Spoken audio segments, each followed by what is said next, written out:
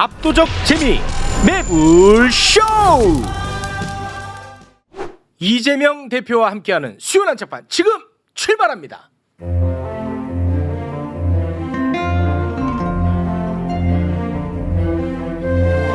수요 난장판. 지난 대선 이후 3년 만에 함께합니다. 참 섭외가 쉽지 않았습니다. 네. 서운한 마음도 크고요. 자, 그러면 오늘 함께하실 분들 한 분 한 분 소개를 해드리겠습니다. 먼저 김갑수 옹 박수로 맞이합니다. 옹이에요. 열리는 거예요. 약 올리는 거예요. 약 올리는 네, 고맙습니다. 뭐 그거 또 일러주세요, 그거. 네, 고맙습니다. 옹식이나. 자, 그리고 이재명 대표와 2살 차이밖에 되지 않습니다만 아들 행세를 하고 아, 2살 많으신 거 아니고 어리시다는 거죠? 2살 어린데 네. 이재명 대표의 아들 행세를 하고 다녀요. 이게 웬일인지 모르겠습니다. 최진봉 교수님 오늘 1시간 일찍 왔습니다. 네. 해도 너무합니다. 권력 바라기 최진봉 교수님 박수로 맞이합니다. 안녕하십니까. 제가 보통은 한 5분 전에 옵니다. 대표님 모시니까 1시간 전에 와서 기다리고 그 뭐 대표님의 이제 뭐 정책이나 정치적 지향성을 제가 이제 함께 하는 거죠. 그렇게 이해를 하셔야지. 이러세요. 권력 바라기 아닙니까? 아니 무슨 말씀이세요? 네. 오늘 감사합니다. 오늘 방송을 같이 하다 보면 윤핵관의 냄새가 좀 많이 날 겁니다. 이해관인가요, 그럼 이제는? 맹목적 지지자. 이 사람이 네. 그래도 그 학자로서의 예. 품위를 지켜주시기 알겠습니다. 바라겠습니다. 고맙습니다. 자, 그리고 3년 만에 함께 하는데요. 야, 그 3년 사이에 정말 너무나도 많은 일들이 있었습니다. 그래서 여쭤보고 싶은 말도 많고 궁금한 것도 너무 많습니다. 정말 어렵게 섭외했습니다. 이재명 대표 박수로 맞이합니다. 네, 반갑습니다. 아니 근데 왜 이분은 소개를 안 하시고? 아니 이제 할 거예요. 네네 순서대로. 순서대로. 네네네. 배제되는 줄 알고. 좀 배제시키신 거 아니죠? 저는 아닙니다. 대표님이 오늘 주인공이라고 마지막에 소개할 거라는 이런 그러네. 잘못된 생각 갖고 계셨던 거 아니죠? 저는 뭐 당연히 이렇게 할 줄 알고. 이렇게 도니까 이쪽으로 이렇게 방향이 이제 약간 감정이 있으신 것 같아요. 아닙니다. 그래요? 자, 아무튼 3년 만에 네. 함께해서 아주 반갑습니다. 자, 그리고 오늘 함께하실 분입니다. 신엄마 부대 오윤혜 대표님 박수로 맞이합니다. 반갑습니다. 저는 권력욕 없습니다. 궁금한 거 대표님 만날 기회가 너무 없기 때문에 없어. 오늘 많은 질문 쏟아내 보도록 하겠습니다. 네. 이재명 대표 만난 감회를 다 한마디씩 하는데 나도 보탤까요? 한 마디. 네. 뭐 한 말씀 하시죠. 그 오바마 대통령이 처음 되고 이제 재선할 때인데 그 화면에 그 흑인 여성이 잡혔는데 막 울면서 그런 얘기를 해요.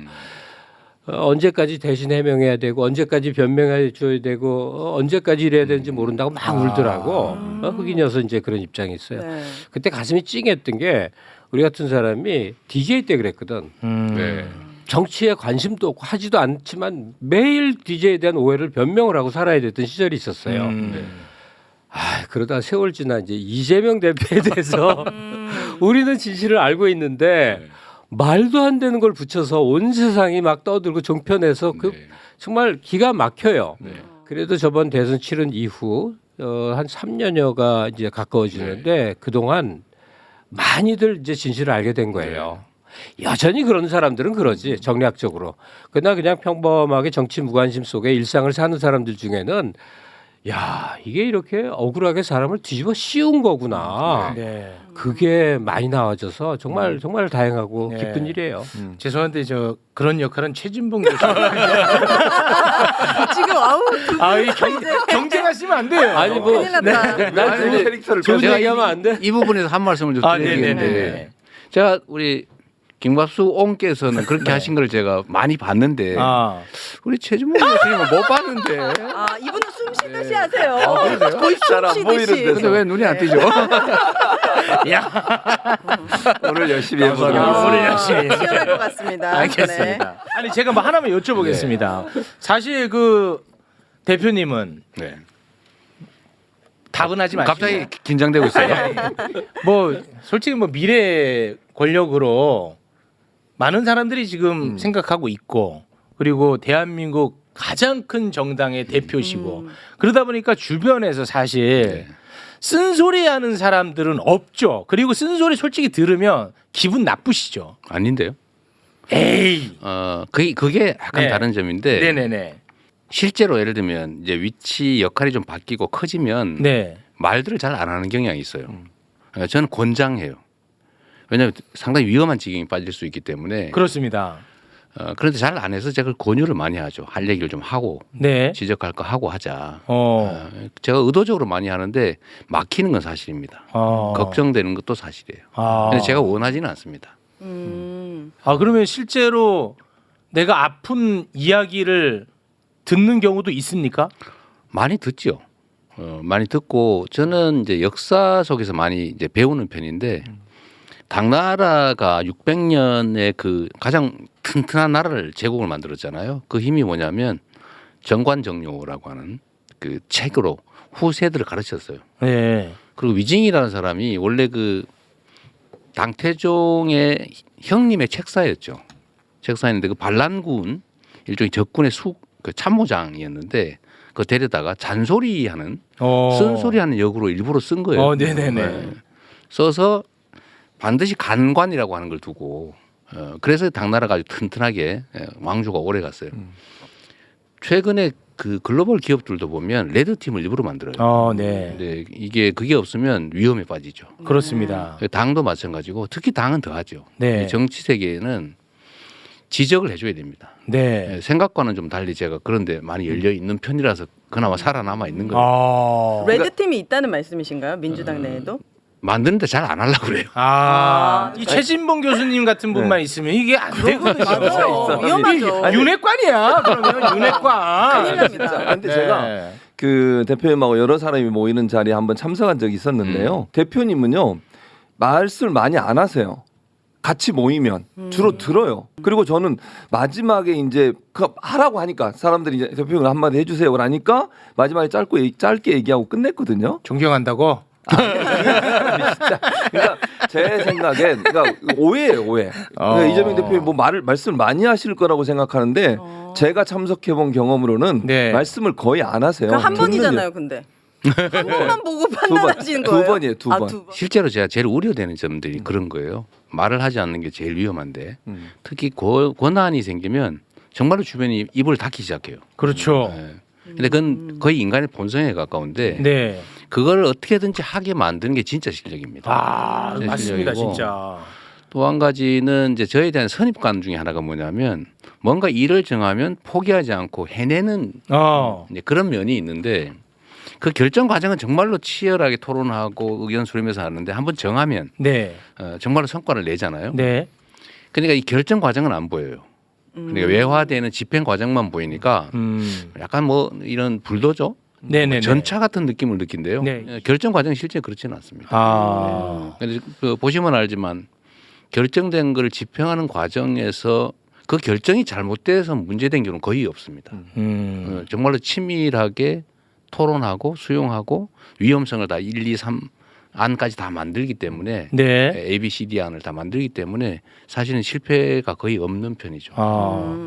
그럼 마음 편히 비판하겠습니다. 꼭 해주시길 바랍니다. 오늘 지켜봅니다. 난 4가지만 있으면 됩니다. 우리 저 이재명 대표님의 지지자 여러분들 저는 이제 허락을 받았습니다요. 자유롭게 갑니다 저는. 자 지난 대선 이후 오늘 이제 첫 만남이니까 지난 대선 때 이야기부터 좀 잠깐 좀 해보고 싶습니다.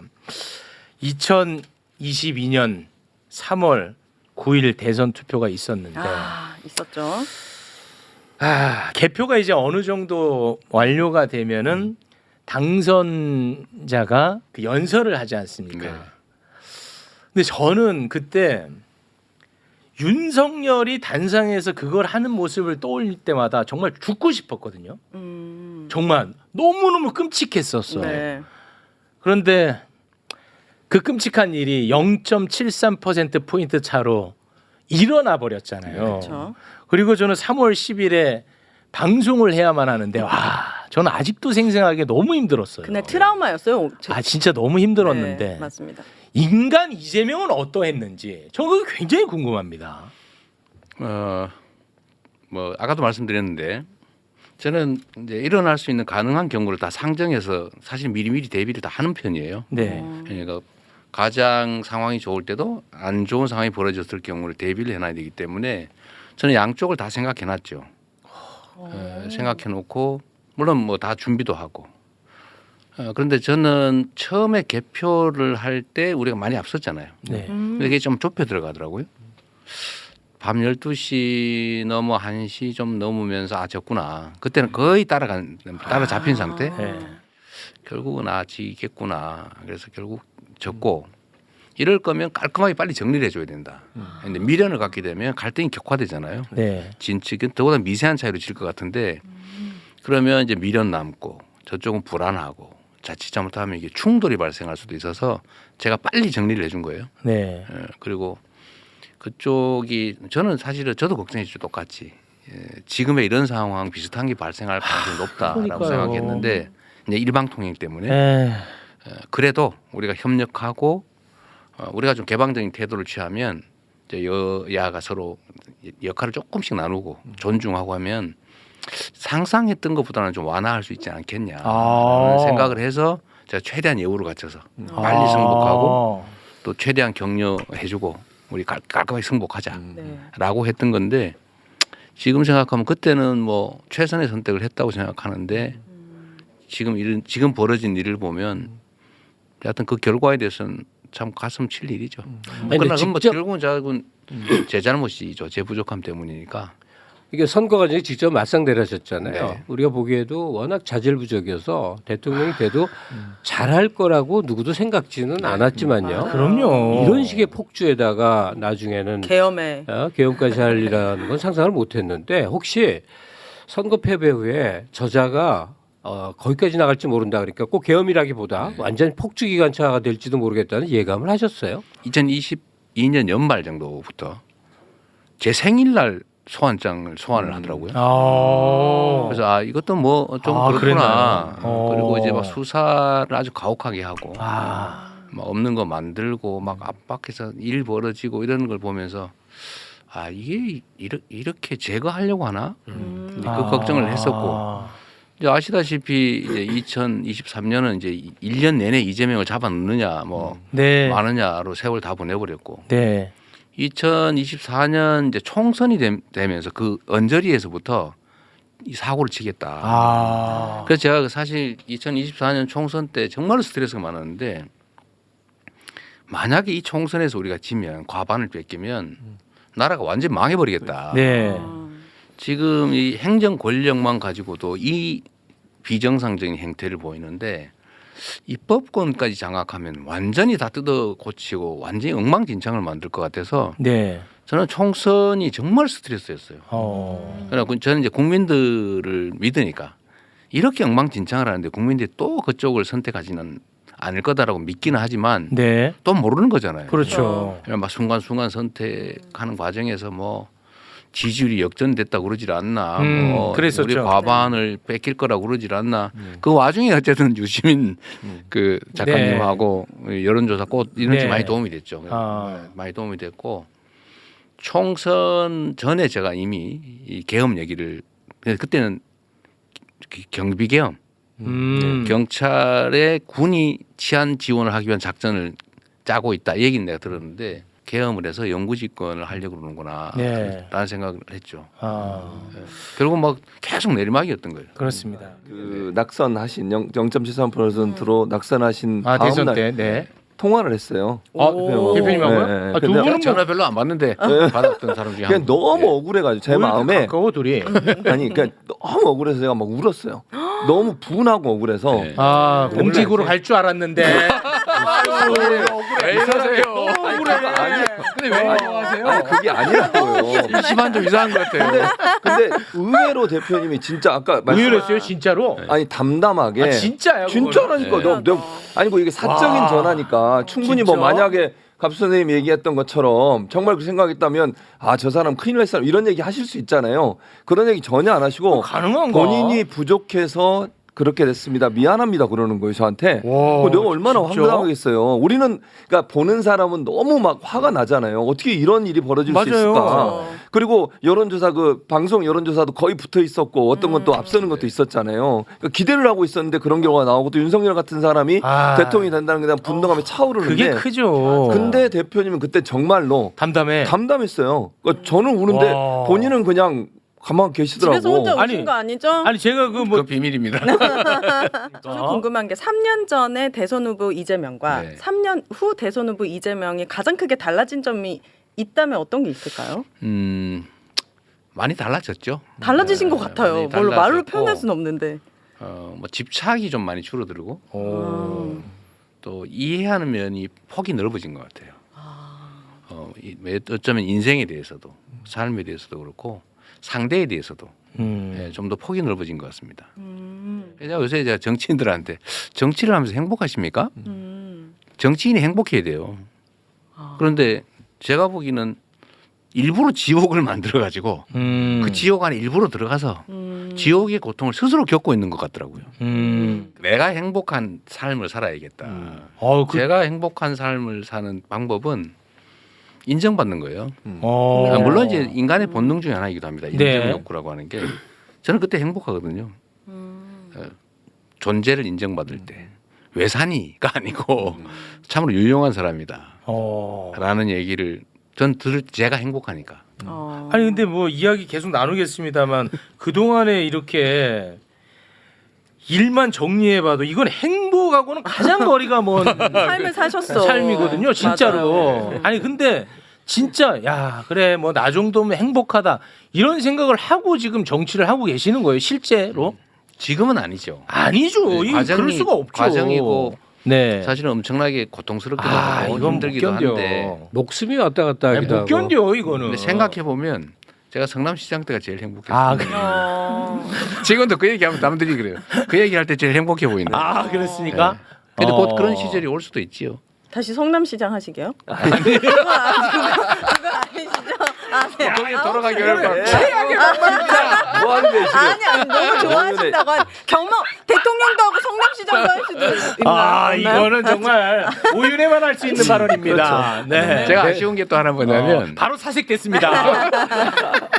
경기도지사를 알고 생각해 보니까 3년밖에 못 한 거예요. 아 네. 3년 한 4개월을 했나 그 정도. 되게 아쉬워요. 아 그렇습니까? 네. 너무 짧은 시간.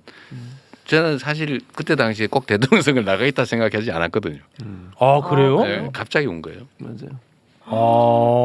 그때 재선하는 게 제 목표였어요. 아 그랬습니까? 네, 그랬으면 인생이 좀 편했을 텐데 아. 인생이 마음대로 안 되죠. 그러니까. 자 그러면 네. 대선 이후에 굵직굵직한 행보들만 짧게 좀 정리하고 네. 궁금한 건 이제 다 한번 쏟아서 네. 여쭤보도록 하겠습니다. 대선 이후에 이제 그 보궐선거로 국회에 바로 네. 입성을 합니다. 그게 불과 6월이야 6월. 그리고 이제 당 대표가 또 바로 8월에 됩니다. 그래서 그 당시에 비판도 굉장히 많았습니다. 많았죠. 네.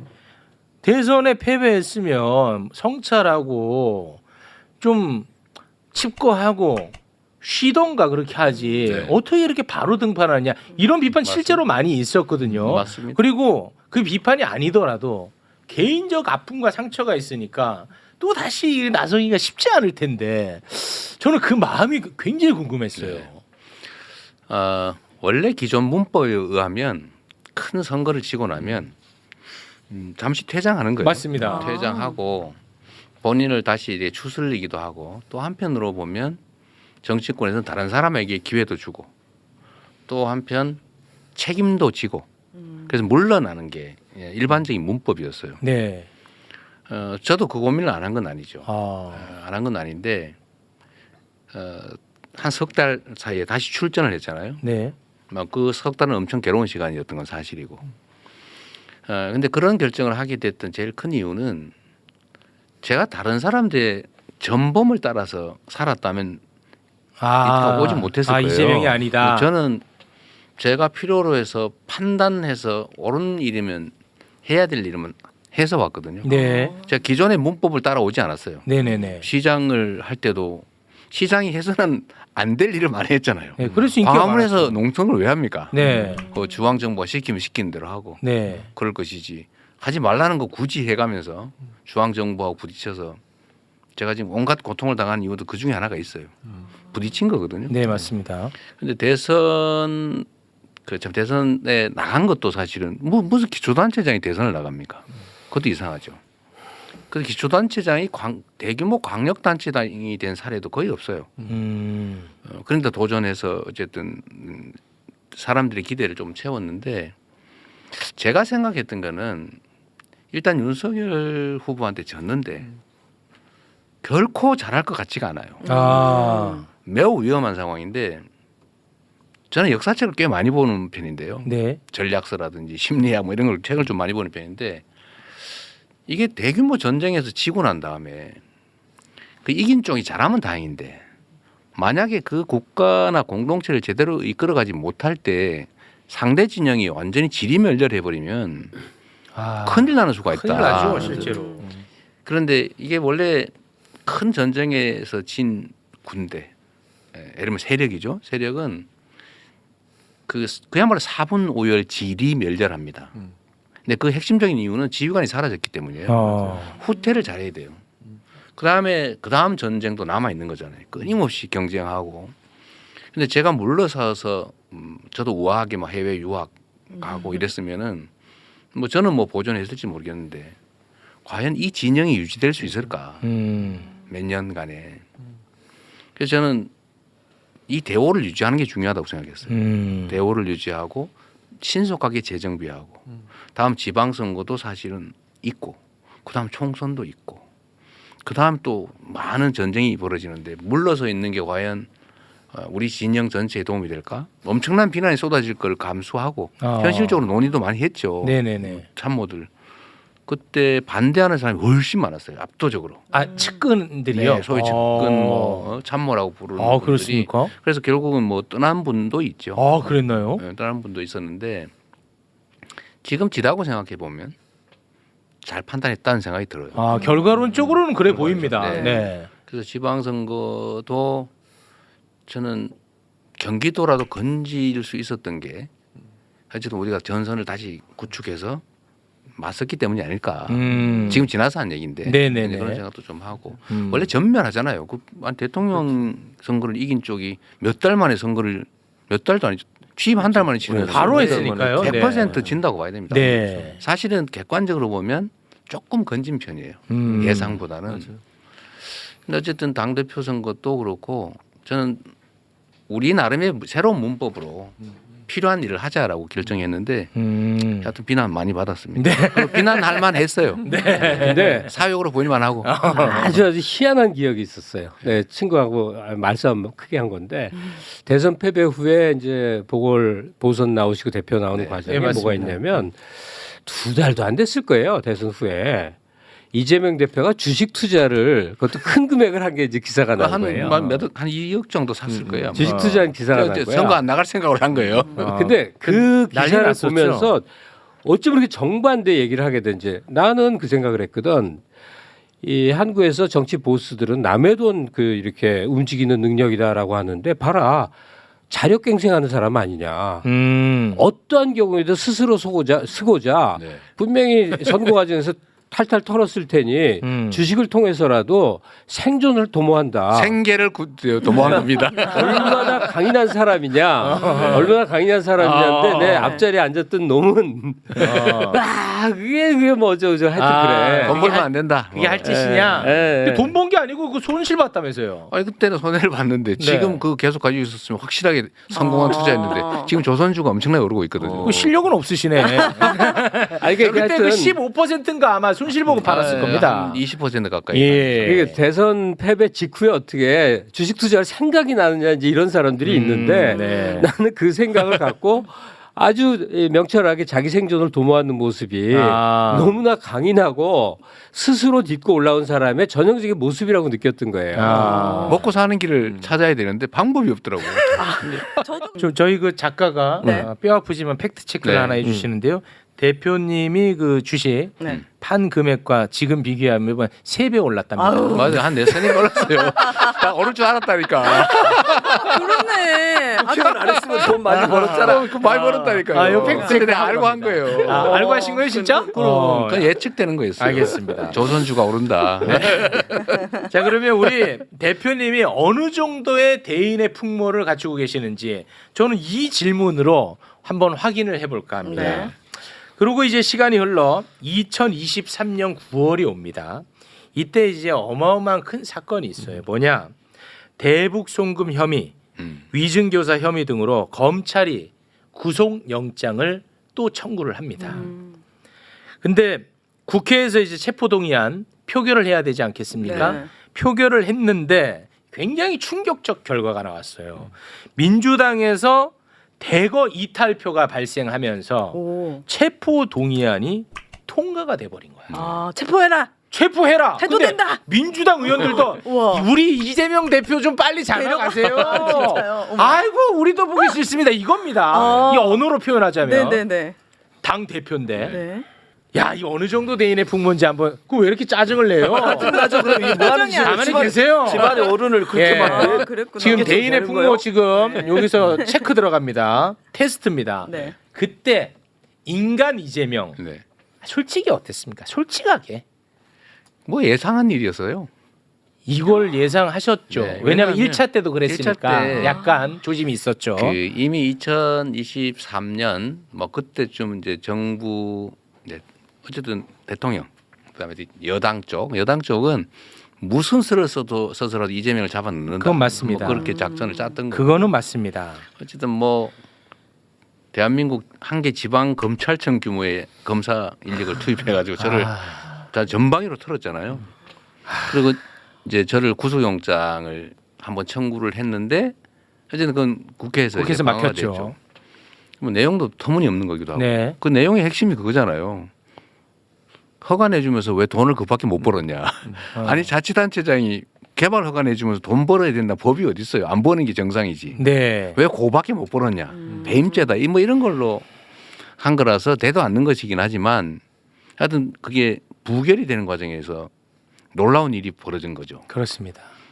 상당수가 와. 찬성을 했다는 거예요. 와, 이거는 진짜 인간적으로 충격 많이 네. 받았을 것 같아요. 인간적으로. 그때 1차 때 약간 제가 충격이었죠. 아, 그때 충격 1차 받았죠. 때. 와, 그거 왜냐하면 충격이야. 찬성한 사람이 최소 20몇 명 정도 되는 것 같고 와, 이게 충격. 그다음에 기권. 그렇죠. 기권은 반대가 아니고 기권 내가 언제든지 바꿀 수 있다 이렇게 한 게 한 열 몇 명 정도. 1차 때. 대충 한 40명 가까이.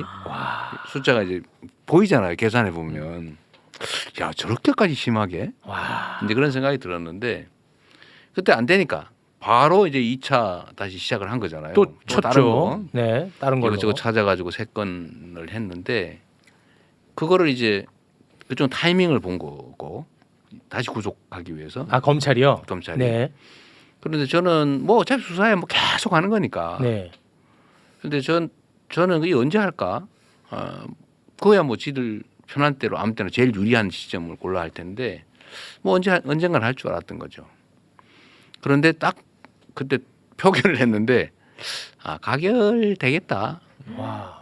왜냐면 그 전에 제가 들은 얘기가 있거든요. 근데 그 검찰이 수사하는 과정에서 벌인 일, 그 타임 스케줄에 따라서 한 일 이런 것들하고 당내에서 이렇게 저렇게 움직이면서 나한테 비공식적으로 요구한 거, 협상으로 제시한 거 이런 걸 맞춰 보니까 이미 다 짜고 한 짓이거든요. 누구와 누가 짜요? 당내 일부하고 검찰이요?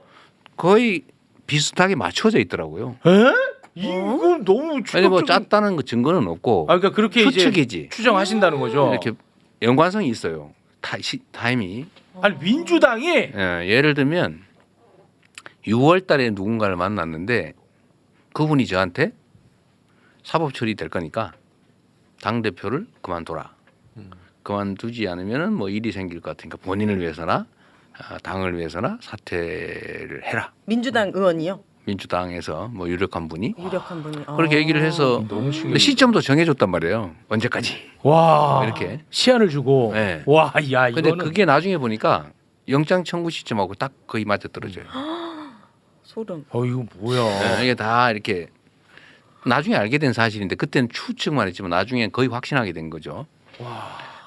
그리고 그때 당시에는 내가 그걸 거절했기 때문에 네. 사퇴하면은 봐준다. 네. 사퇴 안 하면은 저 영장 동의해서 구속시킨다. 시킨다. 그래서 저희는 그럼 구속되면은 내가 옥중에서라도 내가 사퇴하지 말아야지 뭐 이런 계획도 다 짜고. 와 대단하시다 진짜. 파워 J 스타일. 아니 그러니까 진짜 대단하셔. 그거를 이제 왜냐하면 A안 B안 네. 만약의 경우에 안 다 해놓고 우리 최고 지도부들하고 다 의논해서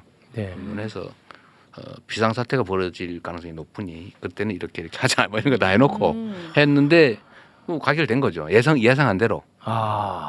다만 제가 그때 그 사실은 이런 건데 약간 정무적인 것들이 있는데 반대할 거냐 찬성할 거냐 그러면 가결을 해달라 이렇게 공개적으로 요구를 해서 그럼 부담 없이 가결을 해서 넘어오면 법원에서 영장이 기각될 가능성이 좀 높아지죠.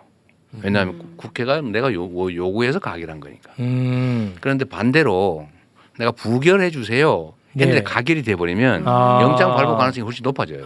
네네. 그렇겠다. 무슨 말씀인지 네. 알겠습니다. 그래도 저는 부결해 주세요라고 하고 가결이 될 것으로 저는 각오를 했어요. 근데 왜 그렇게 했느냐? 그건 뭐예요? 그러면 이 가결한 규모가 드러나잖아요. 누가 가결을 했는지가 드러난다고요. 네. 그런데 만약에 가결해 주세요 해서 전원이 동의를 해버리면 가결한 사람이 드러나지는 않잖아요. 전략가시는. 아니 그거 드러나서 뭐 하시려고 그랬어요? 책임을 물어야죠. 책임을. 이게 내가 개인적 감정이 있는 게 아니고 그건 아니고 당이 살려면 이게 민주당이라고 하는 거를 사적 욕망의 도구로 쓰고 상대 정당 또는 이 아주 폭력적 집단하고 암거래를 하는 이 집단들이 살아남아 있으면 당이 뭐가 되겠어요? 그래서 저는 구속 가능성이 높아지는 걸 감수하고 부결 요청을 해서 가결 동의자를 최소화하고 거기에 대해서는 우리 당원과 국민들이 책임을 물을 거라고 본 거예요. 진짜 그렇게 생각하신 거예요? 사실은 우리 같이 상의한 사람 다 있어요. 그래서 결국 그렇게 됐죠. 그렇게 됐죠. 제가 그들을 구체적으로 제거하지 않았지만 결국은 행위에 대해서 당원들이 책임을 물어야 책임을 지는 게 이게 민주적 정당이죠. 아니 근데 그 이탈표 있잖아요. 이 가결을 행사하신 분들 그분들한테 이 사건을 좀 들여다보라고 설득해 보신 적이 있습니까? 아니 의원님이 나서서 그러니까 대표님이 나서서 설득하지 말고 사건을 들여다봐. 왜 이 말씀을 드리냐면 제가 뭐 특정인 이름은 거론하지 않겠습니다만 대표님을 진짜 혐오하는 누군가가 있는데 그 사람도 대표님 사건에 대해서는 이건 뭐 무죄다. 그리고 이거는 검찰이 다 뒤집어 씌운 거라고 얘기를 합니다. 아무 증거가 없어요. 아니 그렇게 얘기를 해요. 진짜 혐오하는 사람인데도. 그러니까 그렇듯 이 사건만 그냥 좀 봐달라. 이렇게 설득한 적 없습니까? 뭐 크게 안 했어요. 왜냐하면 제가 이 구구하게 그걸 설명을 하면 구차하고 그건 법원에서 어차피 결판이 날 거고 저는 이 나라 사법제도를 어느 정도 믿는 사람이기 때문에 구구하게 설명하는데 의미도 없고요. 그래요. 그리고 그분들이 예를 들면 이재명이 죄를 지었구나. 그러니까 하지 말아야지 이런 생각하는 사람들이 아니고 정치적 이해관계 때문에 제거해야지 이런 데 동의하는 것이기 때문에 설명은 의미가 없어요. 의미가 없어요. 이게 다 정치적 판단이기 때문에. 그렇습니까? 근데 결국은 뭐 좀 이따 얘기를 하실지도 모르겠지만 총선에서 그게 다 드러나 버렸고 정리가 됐죠. 그리고 하필이면 그 시점에 그 논란이 있던 시점에 소위 민주당의 의원 평가가 이루어졌어요. 그 시기가 그거 하는 시기예요. 이게 겹쳤어요. 그 겹치는 바람에 그 가결했던 것으로 의심을 받은 사람들이 당원 여론조사, 지역 구민 여론조사, 의원들 간의 상호평가 이런 데서 엄청나게 감점을 받아버려 가지고 그래서 그 평가가 많이 낮아진 측면이 있습니다. 우리가 일부러 뭘 한 게 아니고 그러니까 이재명의 사감으로 한 것이 아니라 시스템에서 했는데 그게 맞아 떨어져 버린 거예요. 제가 총선 공천 과정에서 당이 엄청나게 많은 교체가 이루어졌는데 후보 교체가 이루어졌는데 소위 배제한 사람이 7명밖에 없어요. 그것도 나름 이유가 있는 사람이 4명이고 그냥 정무적 판단으로 배제한 사람은 3명인가밖에 안 됩니다. 나머지는 다 경선했는데 네네. 당원들이 다 가려내 버린 거죠. 그 신기하다. 체포 동의안 때 얘기를 하면요. 네. 이 대표께서도 좀 알아야 될 게 있어요. 네. 뭐죠? 뭐예요? 이재명 지지자 하기가 왜 이렇게 힘드냐. 왜요? 속이 그건 맞습니다. 터지는 맞습니다. 한두 번도 아니고 이거는 거의 미쳐버릴 것 같은 그 불안과 아슬아슬함이 계속되니까 정말 나중에 지치는 거예요. 끝없이 양반 재표 들어가서 다 끝장나나? 뭐 하여튼 매번 이러는데 그때는 그 정말 너무 힘들었던 기억이 나는데 최대 위기였죠 정치적으로. 네, 근데 이제 그런 저런 걸 다 거쳐서요. 저도 이제 민주당의 역사를 이 외부인이지만 그래도 공부를 통해서 안다고 생각을 하는데 오너십을 가진 당대표 정당이 두 번째예요. 김대중 때 한번 내당이라고 할 수 있는 정도의 오너십. 지금은 뭐 일극 체제니 뭐니 다 마음대로 떠들라고 해도 돼요. 아니, 또 오너십도 그 언론에 그렇지. 이것도 아니, 큰일 날 수가 이거. 있어요. 아, 그런 말씀하지 마요. 아니 어떤 것은 오너십은 빼. 어떤 것은 편집. 아니 편집 말고 오너십 빼.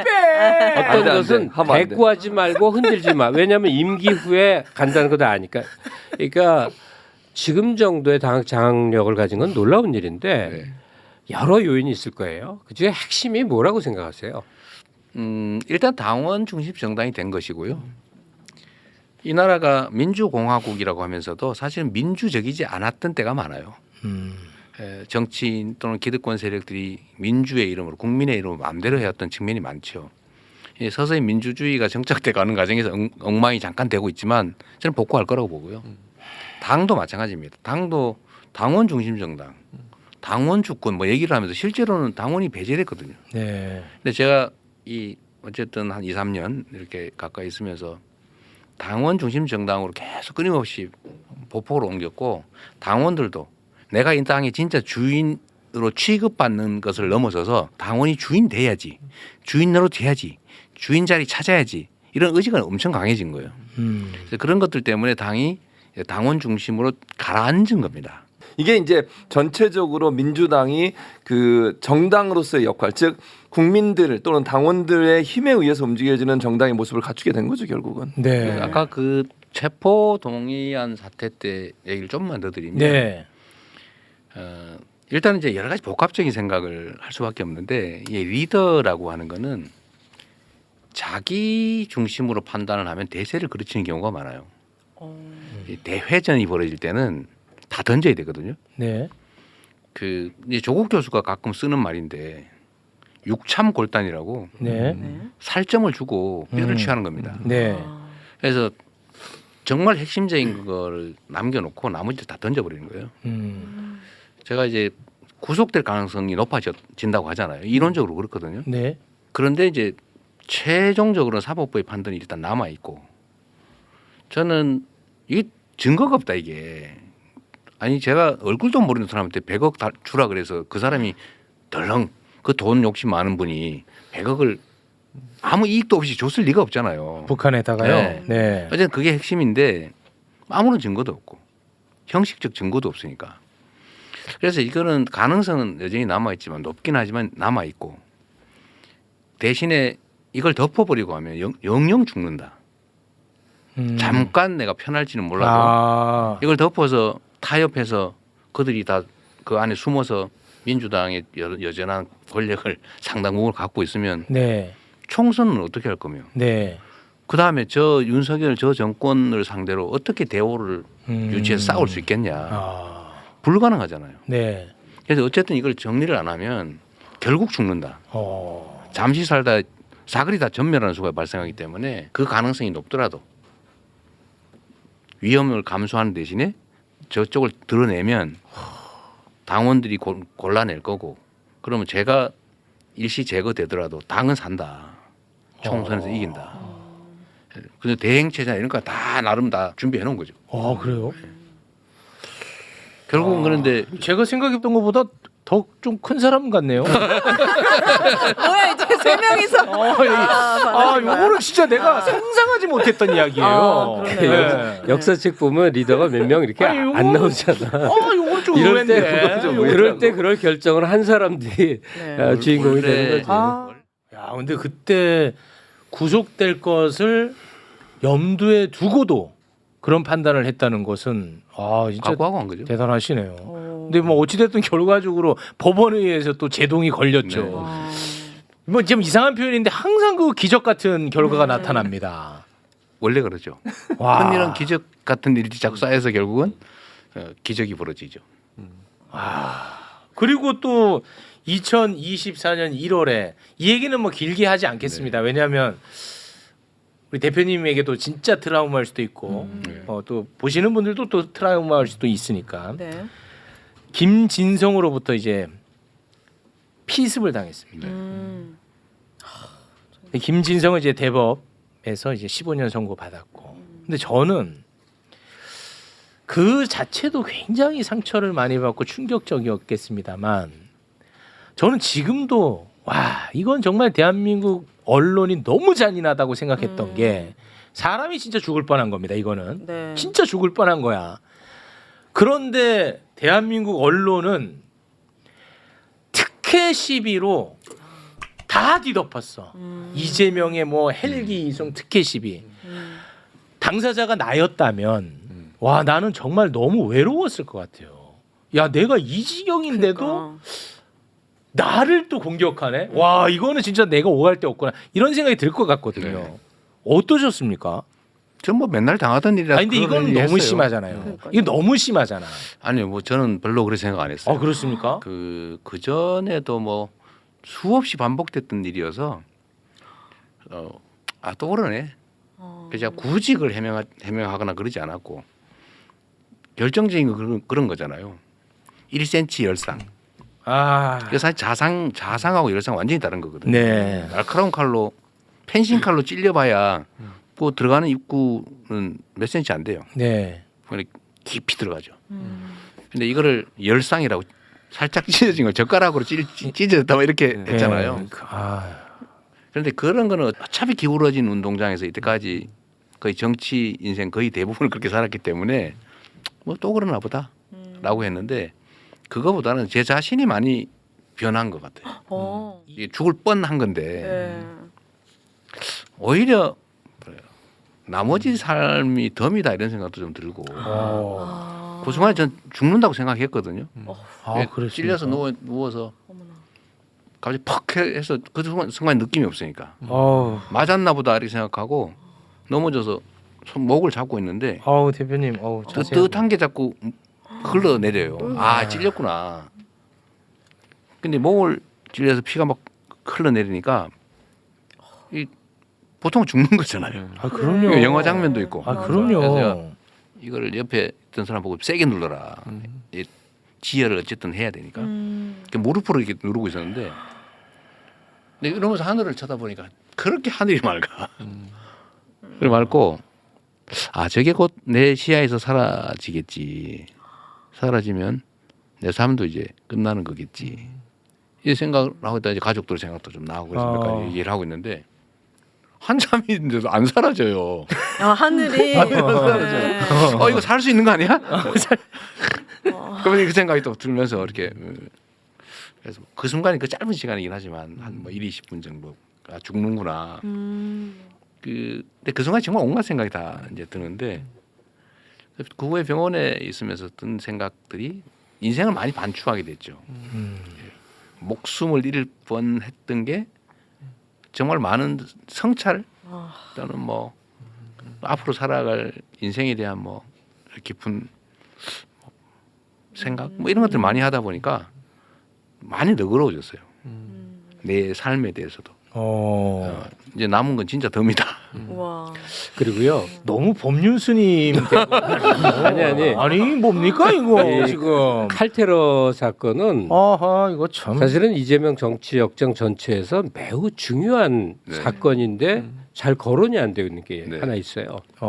뭐냐면 며칠 전에 이 대표가 이제 대중연설을 통해서 꽃게밥 될 뻔했다가 살아서 만났습니다 하는 거는 그것도 그 논란이 약간 현실감이 덜한 측면이 있어요. 실제로 노상원 수첩에 의하면 가능한 건데. 죽었죠. 근데 올 그 작년 초 그 칼테러는 어떤 일이냐면 그야말로 그냥 물리적으로 죽을 뻔한 그냥 그 자체 일이잖아요. 맞습니다. 그럼 정상적인 정부요. 제1당의 압도적 다수를 가진 당수의 생사고관이라면 한 150명, 200명 구매의 특별수사본부를 차려서 요란하게 해줘야 이재명을 따른다는 사람들의 마음을 위무할 수 있었을 거예요. 그 당 국가에 저 정부에도 좋고 대통령한테도 좋고. 근데 정말 말도 안 되게 무시해버렸죠. 맞습니다. 그 결과가 뭘까?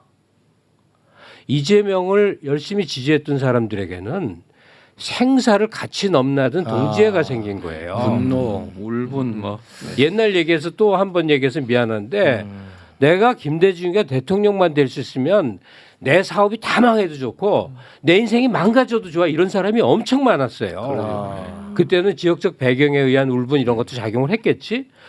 그리고 세월이 지났는데 칼 맞은 이재명에 대한 저 대접을 보면서 내가 받는 모욕감, 분노 이런 걸로 설명할 길 없는 이 동지의식으로 뭉쳐진 사람들이 엄청나게 많아진 거예요. 그때 제가 살았던 이유는 참 여러 가지가 있는데 이분이 칼을 외국에서 수입을 해가지고 네. 그걸 잘 찌르겠다고 갈았잖아요. 네. 연습도 하고. 연습을 연습도 또 이렇게 하고. 해놓고 목을 찌르는 연습을 목 높이에다 놓고 실제로 1년 내내 연습을 한 거예요. 너무 끔찍해. 찌어서 찌르는 연습을 그 연습한 목공이 흔적이 있잖아요. 나왔죠. 네.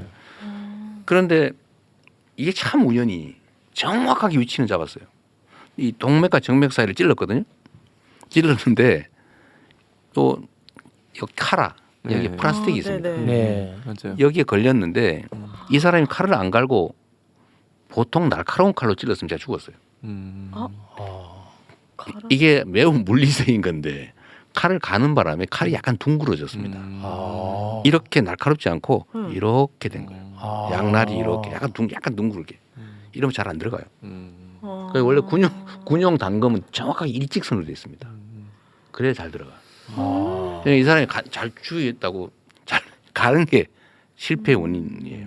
그리고 여기 정확하게 카라에 찔렸고 이거 하늘의 덕에 산 거죠.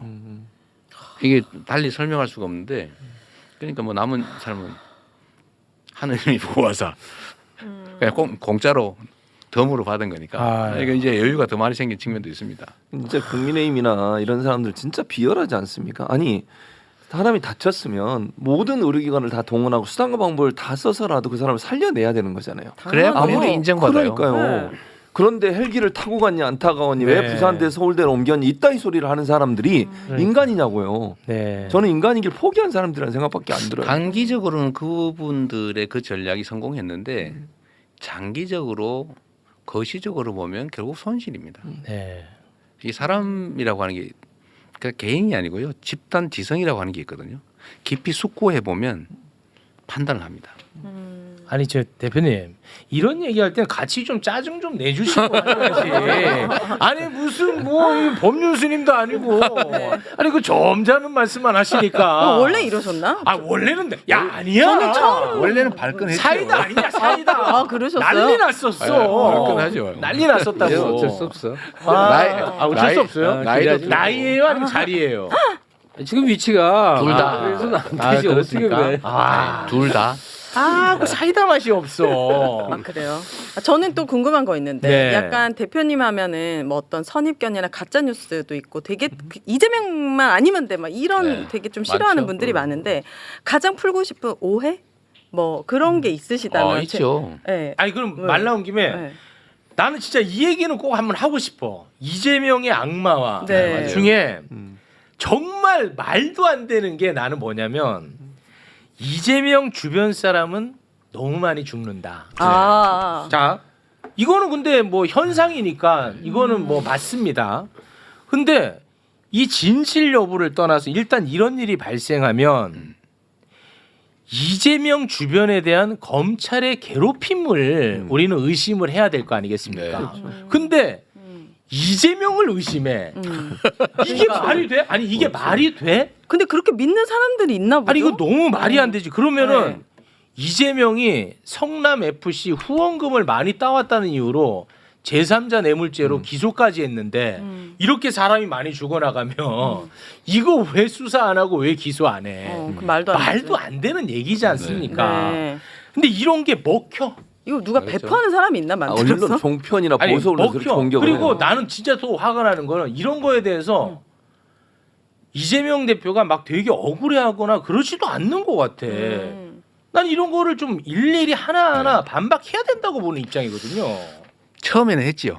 아, 하셨나요?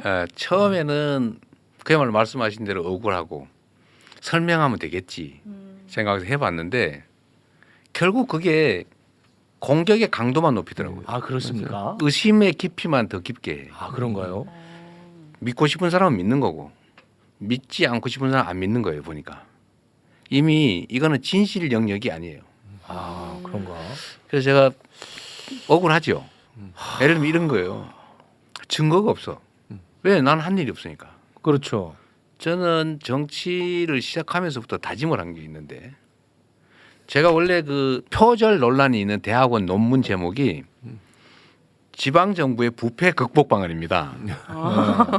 부패 극복. 제가 시민운동을 하다가 구속된 일이 있어요. 그 파크뷰 특별 분양 사건이라고. 네. 그게 소위 검사 사칭 네네네. 했네 말했냐는 건데 그걸로 제가 내가 부정부패를 취재하는 PD를 인터뷰해줬다가 이게 여하튼 뭐 이렇게 가지고 네, 또 말 잘못하면 또 말하면 제발 좀. 어쨌든 제발 그럴 거 있어서 네. 아, 이거 내가 참 이거 황당하다라고 네. 생각을 해서 제가 대학원을 간 거예요. 구조를 좀 이해해 보자. 네. 나름 이제 공부를 2년 6개월 했으니까 이해하게 됐죠. 네. 그래서 그 후로 제가 다짐을 한 게 뭐냐면 일단 업자를 만나지 않는다. 아. 차도 마시지 않는다. 접촉하지 않는다. 이 원칙을 정했어요. 네. 의심을 받으니까. 아. 제가 CCTV 달았잖아요. 시장실에. 제가 그 돈 받는 장면을 뭐 찍기 위해서 한 게 아니에요. 업자들한테 경고한 겁니다. 아, 오지 마라. 네. 아. 제가 시장이 되고 나니까 뭐 저를 면담하겠다는 사람이 그렇게 많아요. 아, 그래요? 뭐 아버지 어릴 때 뭐 제 어릴 때 아버지 친구인데 뭐 꼭 봐야 되겠다부터 시작해가지고 이 만나니까 뭐 대장동 그 민간 허가 내주면 안 되겠니? 내가 네 뭐 고추 내놓고 이렇게 달랑달랑 할 때 내가 아버지하고 뭐 했는데 막 이런 얘기 하잖아요. 그것도 어느 날 보니까 어떤 사람이 저를 만나더니 책 두툼한 걸 딱 주는데 보니 책 두께가 좀 이상하게 두꺼워서 열어봤더니 봉투가 들어있는 거예요. 그래서 제가 돌려줬어요. 근데 그때 한명숙 총리 재판을 하고 있었습니다. 아. 의자가 받았네 만에 막 그 재판하고 있었잖아요. 네. 제가 법률가인데 이거를 만약에 이 친구가 나중에 가가지고 실제로는 나한테 줬다 내가 돌려줬는데 혼내고 그때 제가 3천만 원 줬는데요. 이래버리면 꼼짝 못하죠. 증명을 할 길이 없잖아요. 내가 500만 원이었는데 돌려줬습니다. 증거가 없잖아요. 네. 그럼 그 사람 말대로 되는 거예요. 만난 것도 사실이고 만날 이유도 있었고 실제로 나한테 이렇게 밀어줬던 게 사실이니까. 네네네. 그래서 너무 무서워서 나한테 그런 짓 아예 생각도 하지 마라. 내가 다 찍어놓는다.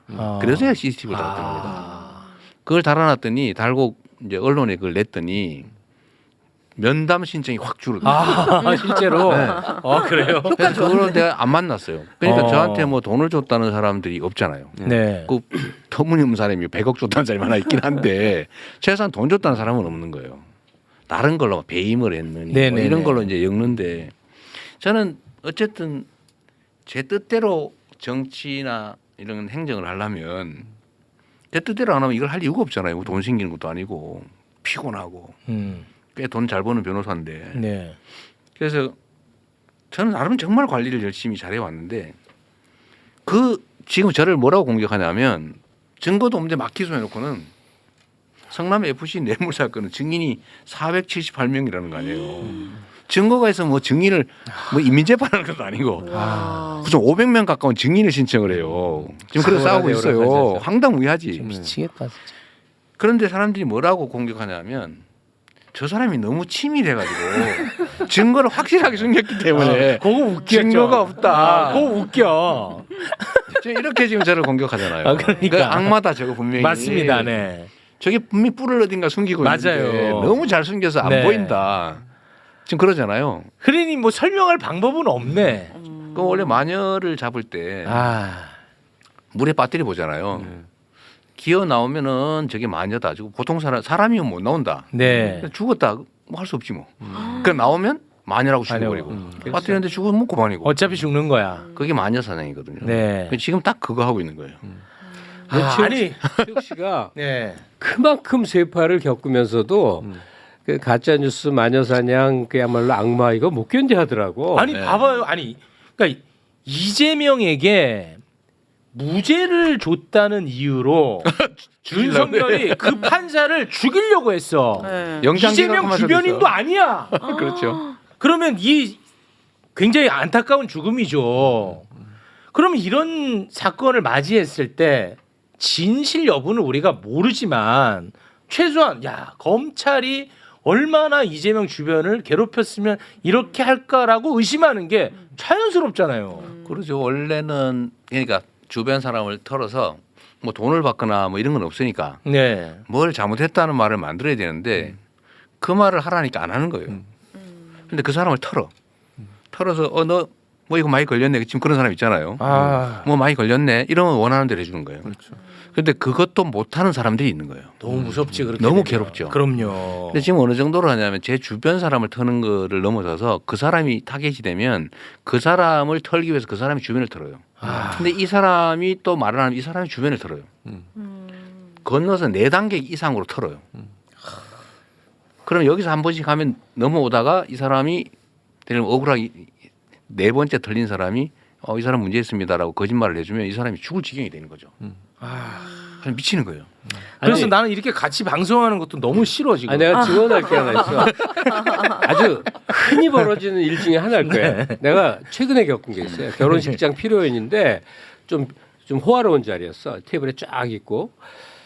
근데 어떻게 하다가 난 처음에 못 들었는데 김혜경 여사 78,000원 밥값 기소 얘기가 나온 거야.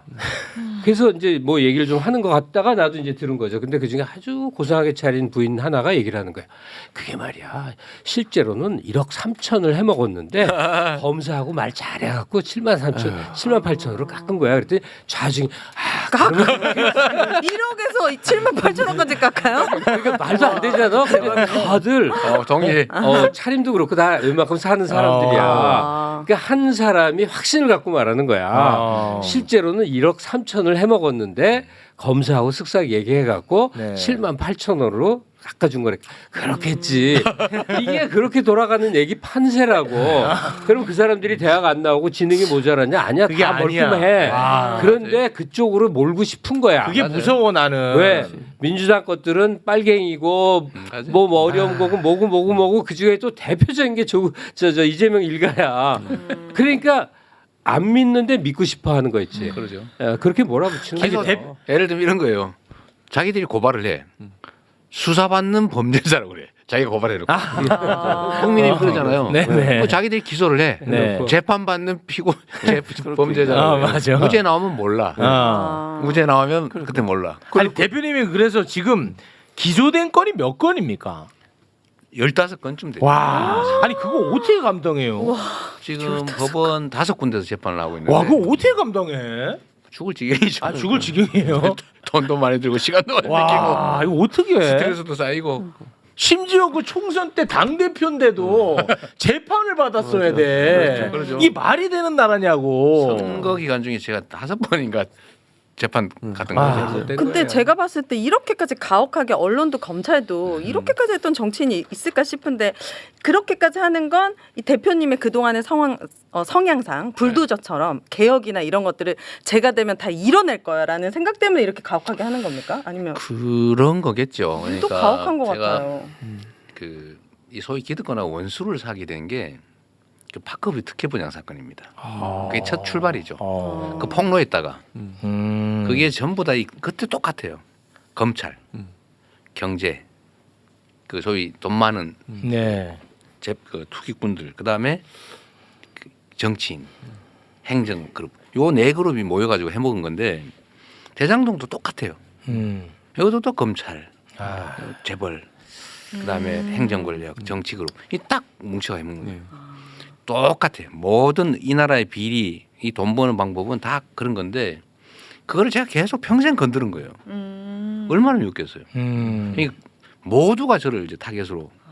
그래서 저는 거기서 살아남아서 그걸 좀 정리하고 좀 정상적인 세상 만드는 게 내 꿈인데 그럼 얼마나 많은 사람이 행복하게 살겠어요. 아 그래서 지난 그러니까 계속 부딪힐 수밖에 없어요. 그러니까 지난 대선은 진짜 영화 같은 대선이었어요. 왜냐하면 대장동 대선이었잖아요. 네. 그런데 처음에는 다 이재명이 대장동 범인인 줄 알았어. 근데 들여다볼수록 아니야. 윤석열이 나오는 거야. 아니 진짜 이건 너무 영화 같잖아. 부산저축은행 수사무마. 네. 그것도 박영수 나와, 박상도 박영수. 나와. 와, 국민의힘 사람들이. 맞아요. 그러니까 저는 근데 이거 할 때마다 되게 억울하거든요. 내일도 아닌데. 근데 저보다는 좀 덜 억울해하는 것 같아가지고. 이게 더 웃기는 거는 우리가 특검하자 그랬는데 예. 맞아요. 그쪽이 특검을 안 하면서 특검만 거부한 자 그 범인이라고 현수막 붙이잖아요. 왜 그래? 아니 그 진짜. 토론할 때 네. 그 이재명 후보가 바로 제안을 했습니다. 윤석열 후보에게 어느 쪽이 이기든 누가 하자고. 대통령이 하자. 되더라도 네. 하자고. 아 이거는 이제 우리가 진실을 밝히자. 답을 안 해. 답을 안 해? 답하십시오. 5번 물어봤어요. 답을 안 했어 결국은. 근데 왜 뽑아준 거예요? 그런데 다 이재명이 수사를 피했다고 얘기를 해. 그러니까요. 대장동 제가 때문에 거부했다고요. 졌잖아요. 아, 이게 솔직히. 정말 그러니까 아니 생각을 해보세요. 미치겠다 나. 대선 전부터 사실은 대표님에 대한 수사가 진행이 됐어요. 네, 거의 그렇죠. 3년 이상 한 거예요. 네. 3년 이상 15개 건으로 기소를 했는데 나온 게 없어. 증거가 없다니까요. 물적 증거 있으면 하나만 가져와 보세요. 나온 게 있어. 뭐? 윤석열 수사 무마 의혹. 아 그렇지 그게 나왔지. 이재명 대표 그왜 그 관련해서 특검 안 하시는 거예요 그거 부산 저축은행. 말이야. 아 50억 특검. 아 그러니까 이게 기소된 것들 보면 아, 허위 진술 증거조차도 없는 게 태반이야. 네. 물적 증거가는 당연히 없고 네. 말이라도 들었다라든지 이런 것도 없는 기소가 태반이에요. 황당무계하지. 그냥 막 해버린 거예요. 아니 그래서 이게 중요한 건데 0.73% 패배라고들 하는데 네. 실제로는 민주당 계열 대통령 후보 중에 득표를 가장 많이 했어. 맞습니다. 역대 제일 많이 표수만으로. 아, 네. 그래요. 그런데 훨씬 더 많이 갈 수 있는 표가 왜 안 갔느냐? 정치 무관심층에서 저렇게 검사들이 맨날 쪼아대고 맨날 재판에 가니까 뭐라도 있겠지. 그렇죠. 맞습니다. 네. 뭐라도 네, 잘못이 맞아. 있겠지야. 예. 2층이 엄청 많아. 네. 지금도 그러죠. 예, 지금도 근데 그래요. 지난 몇 년 동안에 적어도 저렇게 감옥에 못 넣는 거 보면 좀 억울하긴 없는 억울한가 보다 층이 굉장히 많아졌어. 조금 생긴 아니 제가 그 아니, 더 상당히 솔직하게 기대돼요. 말씀드리면 이 대장동 건은 사실 이게 쉽지는 않아요. 이 대장동 건 자체가. 그래서 저는 이재명 후보를 의심했어요. 저도. 안 먹었을 리가 있겠네. 이 적금 이권 네. 사업에. 아니 실제 저 그랬습니다. 그러니까 저는 예단을 갖고 이제 공부를 하기 시작한 거예요. 이 근데 굉장히 좀 어려운 건이잖아요, 사실. 네. 공부를 해보니까 이건 뭐 아니잖아. 윤석열이 튀어나오잖아. 근데 윤석열이. 대통령 됐잖아. 됐잖아. 지금 특검 예를 들면 취임한 후에도 우리가 대장동 특검을 했는데 거부했잖아요. 그렇죠. 네. 맞아요. 본인이 거부했잖아요. 네, 본인이 거부했어요. 했잖아. 거기. 황당하죠. 지금이라도 해야 되는데. 자, 이게 굉장히 뭐 슬프고 힘든 이야기를 좀 했는데 네. 그나마도 이제 좀 밝은 이야기가 아, 그런 것도 있어요? 있죠. 2024년 4월 10일 총선 압승. 총선. 아. 이거는 그래도 굉장히 그 밝은 뉴스고 그리고 돌이켜 보니까 이 날이 얼마나 중요한 맞아요. 날이었는지 정말 국민께 감사하다. 맞습니다. 네. 이때 이런 결과 안 나왔어 보십시오. 끔찍합니다. 끔찍하죠. 끔찍해. 네. 네. 기쁜 이야기는 뭐 이 정도로만 하겠습니다. 아, 네, 근데 그 얘기 좀 해봐야 돼요. 그게 너무- 결과는 그런데 네. 결과는 그런데 그 과정은 정말 힘들었어요.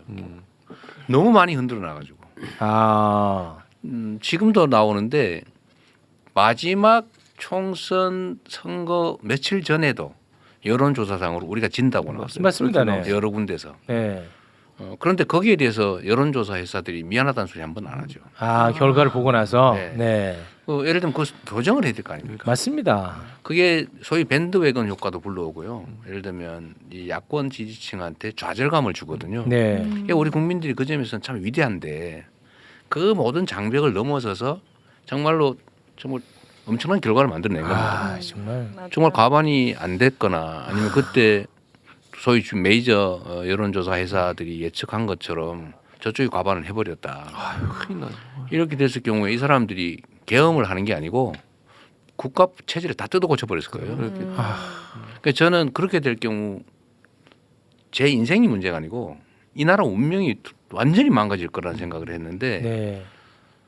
최소한 이 나라 운명에 대해서 정말 걱정하는 예를 들면 공적 기관들 난 그중에 제일 큰 게 언론이라고 봐요. 네. 이쪽은 정말 그런 점에 대한 고려가 정말로 없는 것 같더라고요.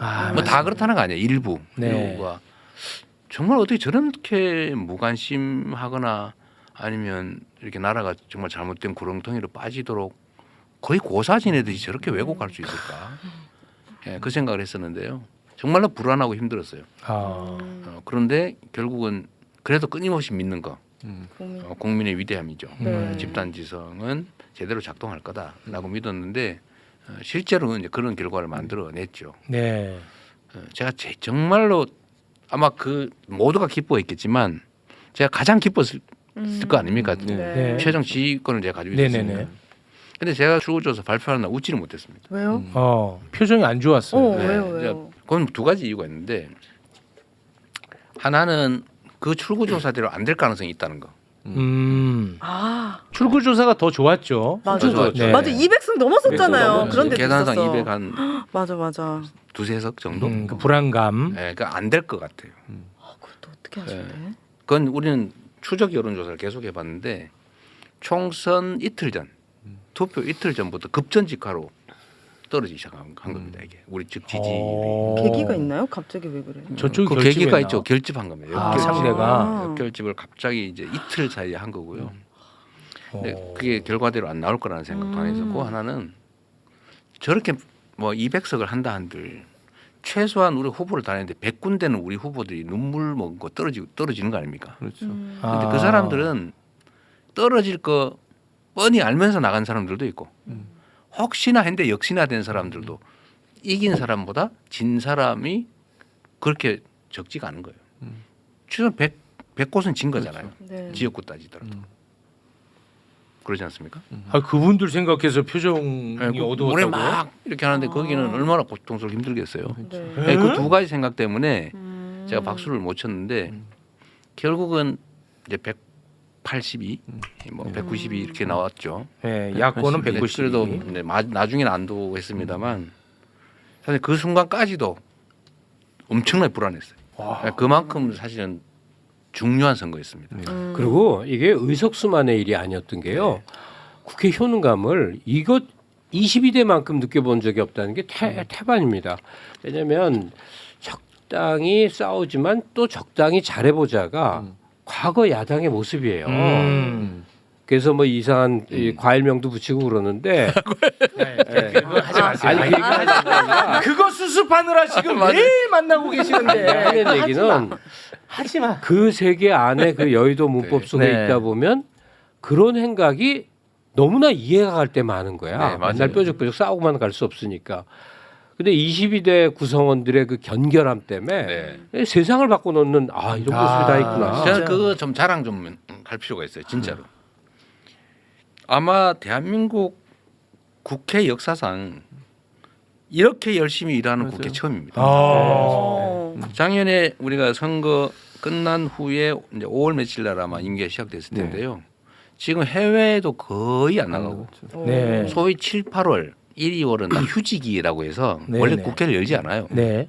그 평소에도 거의 본회의 하지 않아요. 그런데 지금 국회가 지금까지 선거 후에 쉬지 않았어요. 맞습니다. 계속했어요. 쉬지 않고 계속 그야말로 정말 전력 질주해 온 겁니다. 네, 맞습니다. 그래서 대한민국 역사상 처음으로 국회에 대한 국민의 신뢰도가 40%를 넘었어요. 오. 원래 전에는- 10%대였어요. 원래 오. 10%. 그랬어요. 꼴찌인데 얼마 전에 조사한데 44%인가 오. 국회를 신뢰한다. 그런데 그 솔직히 여당 때문은 아니거든요. 그렇죠. 거기 지금 그렇잖아요. 개판인데. 우리 야당 쪽의 역할 때문일 텐데 국민들이 볼 때 정말 열심히 하고 있는 거예요. 네. 성과가 나든 안 나든 다 문제지만 정말로 열심히 하고 있고요. 특히 지금 노익장을 과시하는 분들 계시잖아요. 네. 이분들이 옛날에 자기들이 그렇게 국회 활동을 했는지 적이 없대요. 오. 아, 그분들도 그렇게 네, 말씀하십니까? 오. 너무 열심히 또 하세요. 초선처럼 오. 당내의 분위기, 야, 국회 안의 분위기가 분위기가 있구나. 완전히 바뀐 겁니다. 와. 그래서 요즘 그런 데잖아요. 그 초선 국회의원들이 다선 의원들한테 원래 국회 이래요?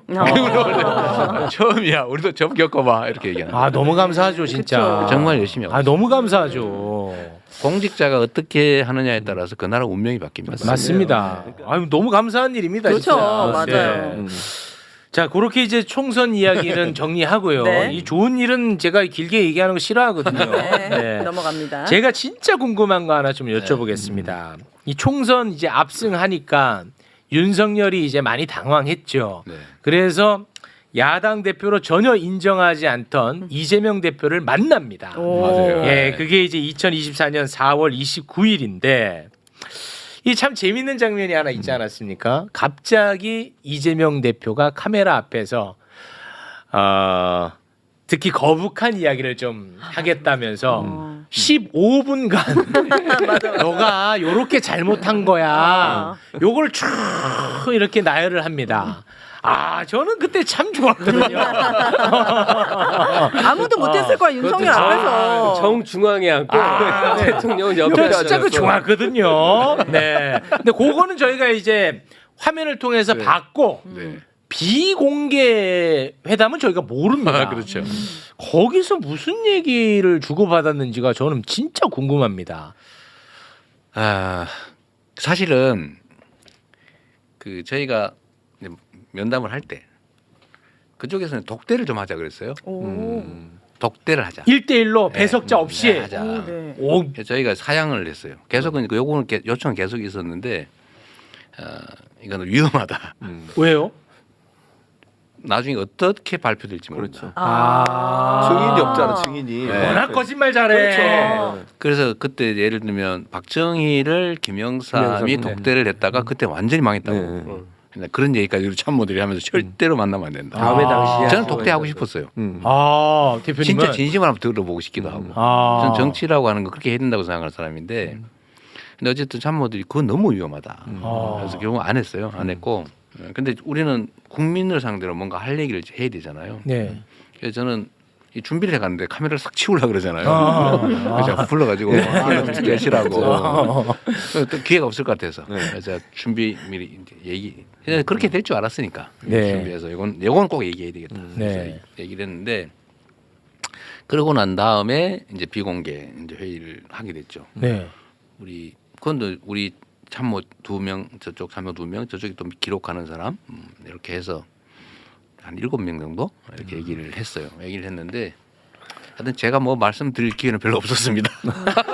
거기서 말을 많이 그때도 말을 많이 하니까. 그래도 조금은 했어요. 아. 제가 주제를 좀 바꿔드렸죠. 근데 뭐 무슨 말씀을 하시면 길게 말씀하시더라고요. 이어서 이렇게 말씀을 하셔서 두서 없어요. 제가 그래서 아니 그건 그렇고 요 얘기는 좀 한번 또 해봅시다. 이렇게 주제를 좀 바꿔서 조금은 얘기를 했죠. 아, 뭐 그 내밀한 이야기는 없었습니까? 기억이 남는 게 하나도 없어요. 아, 기억에 남는 게 없었어요. 하나만 한 얘기했나 보네. 그건 모르겠고 하여튼 기억에 남는 게 별로 없어요. 아, 그랬나요? 네. 뒷얘기가 나올 게 없을 정도로 그러니까 아무것도 없던 사람들이야. 아. 그 상황이라면 이재명도 꼼짝 못할 딜이 있었어야 마땅하지. 네, 그럼요. 박정희가 김영삼 만났을 때 다음은 당신이 대통령 하시오. 이래 갖고 설득시켜 갖고 김영삼 입을 닫게 만드는 거 유명한 사건이거든요. 네. 근데 그냥 아무 대책 없는 거예요. 그냥 막무가내로 되는 대로 막 하는 사람이니까 네. 그 어렵게 이 대표 만나서도 전략도 모두 없었던 거야. 아무것도 없이. 네. 그냥 작춤이성으로 떠드는 거지. 자, 시간이 좀 많이 흘러서 네.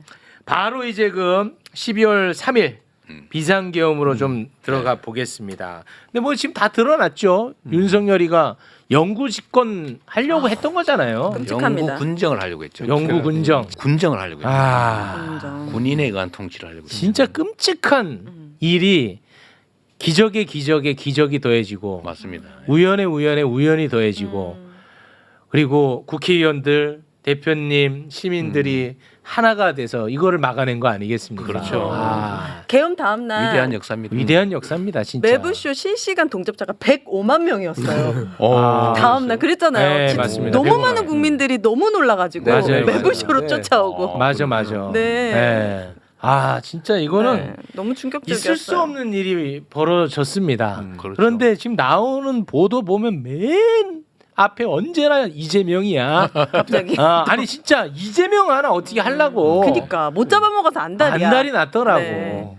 그 덕에 예를 들면 언론이든 아니면 국민의힘이든 아니면 대통령 쪽이든 이때까지 그렇게 공격을 많이 하는 덕분에 우리가 도상 훈련도 많이 하게 됐고 미리 대비를 네네네. 마음의 준비도 많이 했고 사전 경고를 대비도 계속 많이 해서 해왔잖아요. 네. 사실은 이 극복의 한 동인이 되기도 했어요. 그래서 이 문제도 일단 계엄은 선포됐고 믿지 않았지만 할 수 있는 일은 최대한 단시간 내에 계엄 해제를 위해서 국회가 의결을 하는 거고 안 되더라도 모여서 싸워야 되고 피한다고 체포를 면하거나 할 수 있는 게 아니니까. 그래서 저희가 가면서 어쨌든 뭐 전화도 하고 뭐 등등 이런 네. 조치하고 방송하고 해서 대응을 했는데 정말로 우리 최욱 선생이 이야기한 것처럼 개개의 요인으로 따져보면 정말로 우연히 겹쳐서 이 거대한 역사를 만든 거죠. 네. 그러나 전체로 보면 결국 저는 이 내란 사태는 국민의 저력에 의해서 극복됐을 것이다. 다만 얼만큼 시간이 걸렸을까? 얼마나 많은 피를 흘렸을까? 아우. 얼마나 많이 망가진 다음에 복구되었을까? 이제 이거만 남는 거죠. 저는 우리 국가 공동체 대한민국이 매우 건강한 신체라고 보는데 누군가가 노상강도한테 당한 것처럼 칼에 찔렸잖아요. 네. 깊이 찔릴 수도 있고 얕게 찔릴 수도 있고 찔리지 않은 상태에서 방어할 수도 있는데 그러나 결국은 그 노상강도 정도는 극복할 거다. 마치 병에 걸린 것처럼 갑자기 전염병 걸린 것처럼 열은 나겠지만 결국 싸워서 이겨냈을 거라고 저는 믿어요. 다만 최대한 단시간 내에 희생을 최소화하고 극복하는 게 우리의 과제인데 결국 정치인들이라고 하는 저 민주당 국회의원들 또는 국회 야당 의원들이 제일 먼저 책임져야 되잖아요. 네. 국민들이 막는 거는 의무는 아니잖아요. 네네네. 우리는 의무잖아요. 네. 그래서 최선을 다한 거죠. 아. 근데 정말로 다행스럽게도 유혈 충돌 없이 수습된 겁니다. 진짜 정말 너무- 하나님이 보호하사예요. 너무 감사하죠. 요새 우리 애국가 가사가 가끔 또 너무 감사해요. 하나님 보호하사. 대한민국 네. 정말 위대하다. 맞습니다. 하나님 보호하사. 그 내란과 관련해서 시간이 없어서 짧게 그 민원 하나만 넣고 예, 넘어가겠습니다. 그 검찰이 그 김성훈 차장 네. 구속 계속 지금 맡고 있지 않습니까? 그리고 내란 혐의가 있는 경찰들 다 진급시키고 그러게요. 그리고 대통령실 직원들은 혐의점에서 다 빠져 있단 말이죠. 그렇죠. 요거는 진짜 우리 대표님이 혼 좀 내주셔야죠. 요 부분은. 혼을 낼 수 있을지는 모르겠는데 네. 국가 공동체 운영 유지를 위한 최소한의 질서를 파괴했다. 이건 결코 용서해서는 안 된다고 봐요. 네. 뿌리를 정말 뽑아야 됩니다. 뽑아야 됩니다. 씨앗조차도 다 제거해야 돼요. 맞습니다. 네. 그런데 지금 상황으로 봐서는 그럴 것 같지가 않아요. 맞습니다. 그럴 것 같지가 않고 그 방법은 뭐 특검을 하든지 특검도 지금 계속 벽에 거부권에 걸려 있으니까요. 최상무. 결국 국민들의 힘으로 근본적인 변화를 만들어내야 되겠죠. 그 중에서도 저는 공화국의 기본 질서를 통째로 부셔버리는 이런 시도는 앞으로 영원히 꿈도 못 꾸게 맞습니다. 맞아요. 이건 있을 수 없어요. 있을 수 없어요. 뇌물 받아 먹고 뭐 어디 부정부패 저지르고 이런 거야 뭐 있을 수 있는 거고 그 제지하고 제도적으로 막고 네. 하면 되잖아요. 네. 근데 이 민주공화국의 헌정 질서를 파괴하는 행위를 이거는 안 되지. 또는 거기에 동조하는 행위를 네. 그걸 선동하는 행위를 그걸 용인하면 그렇습니다. 전 세계에서 대한민국을 뭘로 보겠어요. 맞습니다. 그래서 이 문제는 철저히 가려내야 되겠다 그 생각을 합니다. 대표님은 뭐 충분한 의지가 있다 이렇게 저희가 받아들이겠습니다. 이거는 근본에 관한 문제여서요. 네, 알겠습니다. 반드시 가려내고 책임 물어야 됩니다. 네. 네. 그리고 이제 앞으로의 과제에 대한 이야기를 좀 네. 한번 나눠볼까 하는데 이 내란 사태 수습 또 일단 뭐 급선무긴 하겠습니다만 이거 다 수습하고 나면 우리가 그 전에 계속 윤석열 정부의 문제점들을 하나씩 다 접했던 네. 뭐 이태원 참사라든지 최상병 수사 무마, 양평 고속도로 명품백 수사와 수사 무마, 도이치모터스 주가 조작 수사와 수사 무마, 삼부토건 주가 조작, 너무 많네. 마약 수사와 마약 네. 수사 무마, 마약은 진짜 심각해. 예, 이런 마약 거. 심각합니다. 그리고 또 하나 우리 대표님이 뭐 15건 기소됐든 검찰. 윤석열 검찰의 수사 전수조사까지 뭐 이런 거를 좀 한번 어떻게 좀 정리해 줄 수 있을까 모르겠습니다. 근데 그 검찰의 권한 남용 문제는 사실 정말 심각한데요. 제가 듣기로는 수원지검 또 서울지검에 민생범죄 수사가 안 되고 있대요. 아, 그게 이게 편중돼 미제 있어서. 사건이 너무 많아졌다는 몇 배 늘었다는 거예요. 아이고. 통계적으로. 참 진짜. 예를 들면 뭐 전세 사기를 당했다, 뭐 내가 누구한테 뭐 피해를 입었다 이런 거 빨리 수사해서 처리해 줘야 되잖아요. 맞습니다. 이게 이런 걸 민생범죄라고 하는데 아유. 그걸 안 하고 누구 때려잡을 그것만 하고 있는 거예요. 정치 수사만 하는 거예요. 저만 하는 게 아니고 언론인들 중에 똑바로 제대로 보도하는 사람들 맞아요. 잡으려고. 네. 아니 세상에 무슨 보도했다고 구속영장을 2번씩 청구하고 구속됐어요 실제로. 네. 그게 말이 됩니까? 말이 됩니까 안 되죠. 진짜. 아. 막 압수수색을 대대적으로 하고요. 아. 원래 명예훼손 사건은 강제 수사를 잘 하지 않아요. 더군다나 대통령의 명예를 훼손했다고 아. 특수수사단을 꾸려가지고 그 압수수색에다가 막 구속영장 청구하고 이게 말이 되나요? 아. 근데 그런 거 하잖아요. 네. 어쨌든 그런 점들을 한번 정리를 해야죠. 맞습니다. 저만의 문제가 아니고 지금 언론인들 당한 게 너무 많거든요. 맞습니다. 그래서 언론인들을 입을 통째로 틀어 막아버리려고 했던 거예요. 네. 그건 말이 안 되죠. 이게 그것도 역시 민주주의의 토대라고 할 수 있는 표현의 자유, 언론 출판의 자유를 통째로 망가뜨리려고 했던 겁니다. 네. 상당 정도 망가뜨려졌죠. 그렇습니다. 보도하기 무섭잖아요. 네. 말하는 거 무섭잖아요. 무섭죠. 자기 검열을 하게 됐거든요. 맞습니다. 혹시 내가 이 말했다가 어떻게 되는 거 아닐까? 이거 심각합니다. 네. 그래서 이런 점은 한 번씩은 정리해야 되겠죠. 근데 다만 최욱 씨가 지금 그 이 대표께 질문을 드릴 때 그랬거든. 무슨 사건 한참 나열하면서 해결 제대로 해야 되지 않느냐. 나는 그게 해결이 되는지도 안 되는지 잘 모르는 상황이 왔으면 제일 좋겠어요. 네. 그게 무슨 그렇죠. 소리냐면 이게 우리 사회가 왜 이렇게 어두워졌냐면 미래에 대한 희망, 전망 이게 굉장히 어두워진 겁니다. 80년대 전두환 치하에서도 취직하기 어렵지 않았다고 그러고 더 잘 사는 꿈이 있었거든. 그러니까 이재명이 나라를 맡았는데 이 사회적 논점이 어디로 가냐면 경제 제도약이라든지 뭐 여러 가지 그 브라이트한 사이트 쪽에 막 있고 그 이면에서는 청산해야 될 것들이 착착 조용히 조용히 무섭게 네. 뭐 무섭게는 아니고요. 무섭게 이런 따로 쓰면 안 돼요. 네. 기본적으로. 네. 그러니까 말씀 법대로 절차대로. 김기수 선생님께서 말씀하신 것처럼 누군가 우리 공동체 안에서 뭘 어겼어요. 그걸 막 이잡듯이 잡아가지고 하는 게 중요하지 않아요. 그거는 우리 함께 살아가기 위한 과정과 수단의 일부일 뿐이거든요. 네. 그걸로 예를 들면 검찰, 경찰의 수사 기소권이라고 하는 게 역량이 한계가 있어요. 무한대로 할 수 있는 게 아닙니다. 네. 그럼 이걸 가지고 뭐부터 해야 되냐? 아까 말씀드린 대로 국민들이 국가를 믿고 법을 믿고 살 수 있도록 네.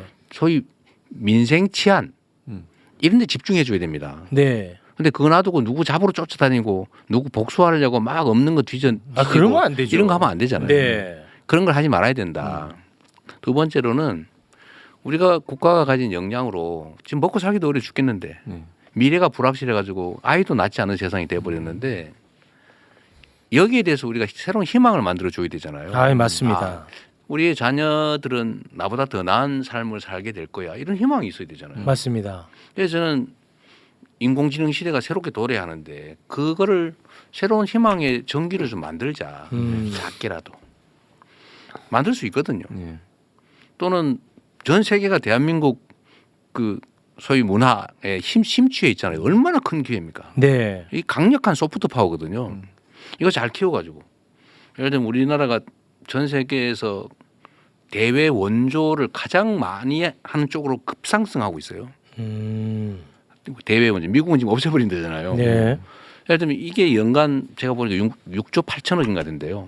연간 네. 해외 원조가. 근데 그런 것들을 예를 들면 문화 산업이라든지 아니면 그 외교 문제에 좀 연관을 지어서 기업들이 문화를 기반으로 대한민국을 알리고 문화 산업을 그 나라에 좀 진출하게 하는 좀 계기를 쓸 수 있잖아요. 그런 걸 하면 저겠는데요. 한국어 배우는 사람들이 늘어난대. 네. 그래서 한국어 배우는 앱 이런 것도 수출이 된답니다. 예를 들면 아주 작게 보면 이런 것들이 쌓으면 큰 재산 되거든요. 네. 그럼 희망이 생기잖아요. 그렇죠. 이제 그 희망을 만드는 일에 우리가 주력해야 되는 거죠. 그 짧은 시간에 한정된 역량을 가지고 누구 잡으러 쫓아다니고 뭐 누구 이제 전에 뭐 이렇게 했으니까 한번 이놈 한번 혼내줘야지. 그럴 시간이 세상에 어디 있습니까? 맞아요. 네. 아까 그 22대 국회 효능감을 얘기를 했지 않습니까? 네. 제대로 된 사람들이 선발돼서 전력을 다하니까 이런 결과물을 낳더라. 네. 행정부가 그런 걸 보고 싶어요. 그렇습니다. 한국의 국가 역량이 내각에 총 집결하고 그 대장이 이재명 대통령이에요. 그래서 스타 장관들이 부처마다 있는 그렇죠. 거야. 장차관들이. 그래갖고 그들에 의해서 국가 중요한 일들이 집행이 맞아요. 되고 의료 문제도 대통령한테 난리치고 청와대 수석들이 안 내고 하는 게 아니라 보건복지부 장관 잘난 대단한 놈이 하나 앉아갖고 막 진두지휘하고 뛰어다니는 거예요. 그런 게 와야 국가가 정말 효능감 있게 막 돌아가지 않을까요? 저도 사실은 꿈꾸는 게 그런 것들인데요. 공무원들의 마인드에 따라서요. 세상의 일이 다르게 반응해요. 제가 예를 하나 들면 성남에 그 화재 사고 얼마 전에 발생했잖아요. 네. 그 BYC 건물이라고 전소했는데 거기 수백 명이 그 안에 있었거든요. 그래서 사상자 한 명도 없었어요. 그리고 제가 성남시 있을 때도 학원 건물이 하나 불탔는데 그 전소했어요. 그런데 거기도 학생이 270명인가 뭐 200 몇십 명이 있었는데 한 명도 사상자가 없었습니다. 근데 보통 화재사가 대규모로 화재 사고가 발생하면 사상자가 생기거든요. 근데 왜 없냐면 사실은 이유가 있어요. 제가 그때 시장을 하면서 집합 건물에 방화문 네. 안 닫히는 걸 전부 단속을 했어요. 아, 그 점검을 하셨어요. 점검을 싸게 해가지고 전부 다 자동으로 닫혀야 되거든요. 아. 근데 보통 이 말발굽 해가지고 열어놓고 네네네네. 스프링 다 고장나고 막 계단에 뭐 쌓아놓고 막 이러거든요. 네네. 그걸 제가 다 단속을 했을 뿐만 아니라 신고하면 포상제도까지 만들었어요. 그러니까 한번 걸리면 보통 벌금이 한 과태료가 150만 원, 300만 원 이런데 그래서 성남에 전역을 그걸 했는데 실제 그게 작동한 겁니다. 스프링클러 제대로 작동하고 방화문만 제대로 닫혀도 화재가 발생하면 다 탈출이 가능해요. 불 나는 거는 진압은 쉽지 않은데 탈출은 인명피해는 줄일 수 있다고요. 네. 그러니까 실제로 그 대규모 화재가 발생하는데도 인명피해가 없는 거는 저는 대놓고 얘기는 안 하지만 저는 그 얘기 들을 때마다 난 뿌듯한 게 있어요. 공무원 한 사람이 신경 써서 제대로만 하면 그 사람이 관할한 모든 영역이 확 바뀝니다. 그렇죠. 대통령이 제대로 신경 쓰고 공무원들한테 아까 김갑수 선생님이 말씀하신 것처럼 열심히 창의적으로 하고 권한도 주고 책임도 묻고 잘하면 상 주고 잘못하면 질책하고 예를 들어 교체하고 이러면요 살아 움직여요. 그렇죠. 공직 사회가 살아 있으면 세상이 전혀 다르게 반응합니다. 근데 지금은 아무것도 안 해요. 그렇죠. 네. 완전히 요새 복지부동이 아니고 낙지부동이라 그러더라고. 착 붙어가지고 떨어지잖아. 딱 붙어가지고. 이렇게 공직사회가 스톱이 돼버리면 그 사회가 완전히 멈춰버립니다. 피가 안 도는 것 같아지는 거예요. 그래서 저는 그런 세상을 좀 만들고 싶은 건데 좋은 사람 쓰고 그러니까 그러면 예를 들어 우리가 집권을 한다고 했을 때 그 다음에 보복하다가 그 다음에 바뀌면 또 어떻게 되겠어요? 더 크게 하겠죠. 네. 끝이 없어요. 그런데 정권 재창출을 하는 유일한 방법은 성과를 내서 다음 정권 더 잘하겠네 라고 해야지 억지로 잡아놓으면 되지를 않습니다. 사람들은 바꾸고 싶어요. 새 거 좋아하거든요. 그런데 그걸 유지하려면 성과를 내서 앞으로는 더 잘하겠네 라는 기대를 줘야 되는데 성과를 만드는 것은 사람이 하는 거예요. 유능한 사람이 하는 겁니다. 바르고 유능한 사람이 하는데 바르고 유능한 사람이 흔하지가 않아요. 그래서 아는 사람 중에서 고르면 없어요. 그럼 어떻게 해요? 한계가 뚜렷해. 그럼 어떻게 하실래요? 가리지 말고 진영 가리지 말고 편들어서 이상한 짓 할 사람 빼면 되거든요. 네. 좋은 사람들한테 권한을 주고 성과를 내면 그 사람들이 엉뚱한 짓 안 해요. 우리 가까운 사람 쓰면은 나중에 저기 윤석열 대통령 같은 사람 나오잖아요. 최재형 같은 사람 나오잖아요. 그 소용 없어요. 네. 우리 쪽 사람 꽂아봐야 의미 없어요. 유능한 사람을 쓰고 성과를 내면 정권도 다시 국민들이 맡길 거고 그래야 안전해요. 네. 무조건 성과를 내야 되고 성과 낼 수 있어요. 아. 좋은 사람 많아요. 네. 이걸 근데 못해요. 그 일 잘해야지. 이거는 그 직무감사라고 그래서 감사원이 직무감사를 하면 미치겠다는 거야. 비용 정책 감사는 감사. 예? 일반 직무 감사는 괜찮은데 정책 감사를 해서 너 왜 그런 결정을 했어? 그러니까 이렇게 물어보면 안 된다는 거예요. 그러니까 일을 할 수가 없다는 거야. 아무것도 안 하는 게 가장 좋대. 안전하죠. 그러니까 비용 감사는 좋다는 거야. 돈 제대로 썼는지. 근데 추상적으로 일의 결정, 선택, 속도에 대해서 이게 태클을 걸고 나오니까 공직사회들이 웬만하면 뭘 하지 않아야 승진한다는 구조가 만들어지니까 이게 멈춰 있는 거예요. 이 공직사회가. 정부가 저지른 잘못 거의 범죄에 가까운 여러 가지가 있는데 그중에 심각한 게 이 소위 정책 감사를 악용한 거예요. 이 사람들이 너 옛날에 왜 이렇게 결정했어? 근데 그때 당시는 미래를 알 수가 없잖아요. 그렇죠. 이런 판단 저런 판단할 수 있는데 잘 되면 가만놔두고 잘못되면 왜 했어? 이렇게 물어보니까 아무것도 못하지. 공무원들로 하여금 전지전능하기를 요구하는 거예요. 그러니까 아무것도 안 해버리죠. 이렇게 하면 안 되고 하여튼 그 한편으로 이런 것도 있어요. 우리가 공무원들 관료들 욕 많이 하거든요. 네. 근데 관료들 욕하면 안 돼요. 관료들은 원래 그래요. 시키지 않으면 자기 이익 따라 가게 돼 있어요. 이게 관료는 엄청난 힘이 있습니다. 왜냐하면 국민이 맡긴 권력을 다 위임을 해가지고 장관에게, 국장에게, 차관에게 뭐 다 위임돼 있어요. 그 권한을 가지고 이제 움직이는데 지휘를 하지 않으면 방향을 정해주고 신상필벌을 하지 않으면 자기 마음대로 자기 이익되게 움직이게 돼 있어요. 뭐 당연한 겁니다. 결국 지휘관의 문제예요. 관료들은 훈련돼 있어서 시키는 대로 하게 돼 있어요. 방향을 정해주면 그 방향으로 가요. 예를 들면 이 민주주의 사회의 선거제도는 그런 거예요. 몸은 있어요. 관료라고 하는 조직이 있는데 머리를 수시로 바꾸는 겁니다. 예를 들어 헤드를 바꾸기는 거죠. 그런데 이게 헤드가 빨간색인데 국민은 빨간색을 선택했어요. 근데 몸이 녹색이에요.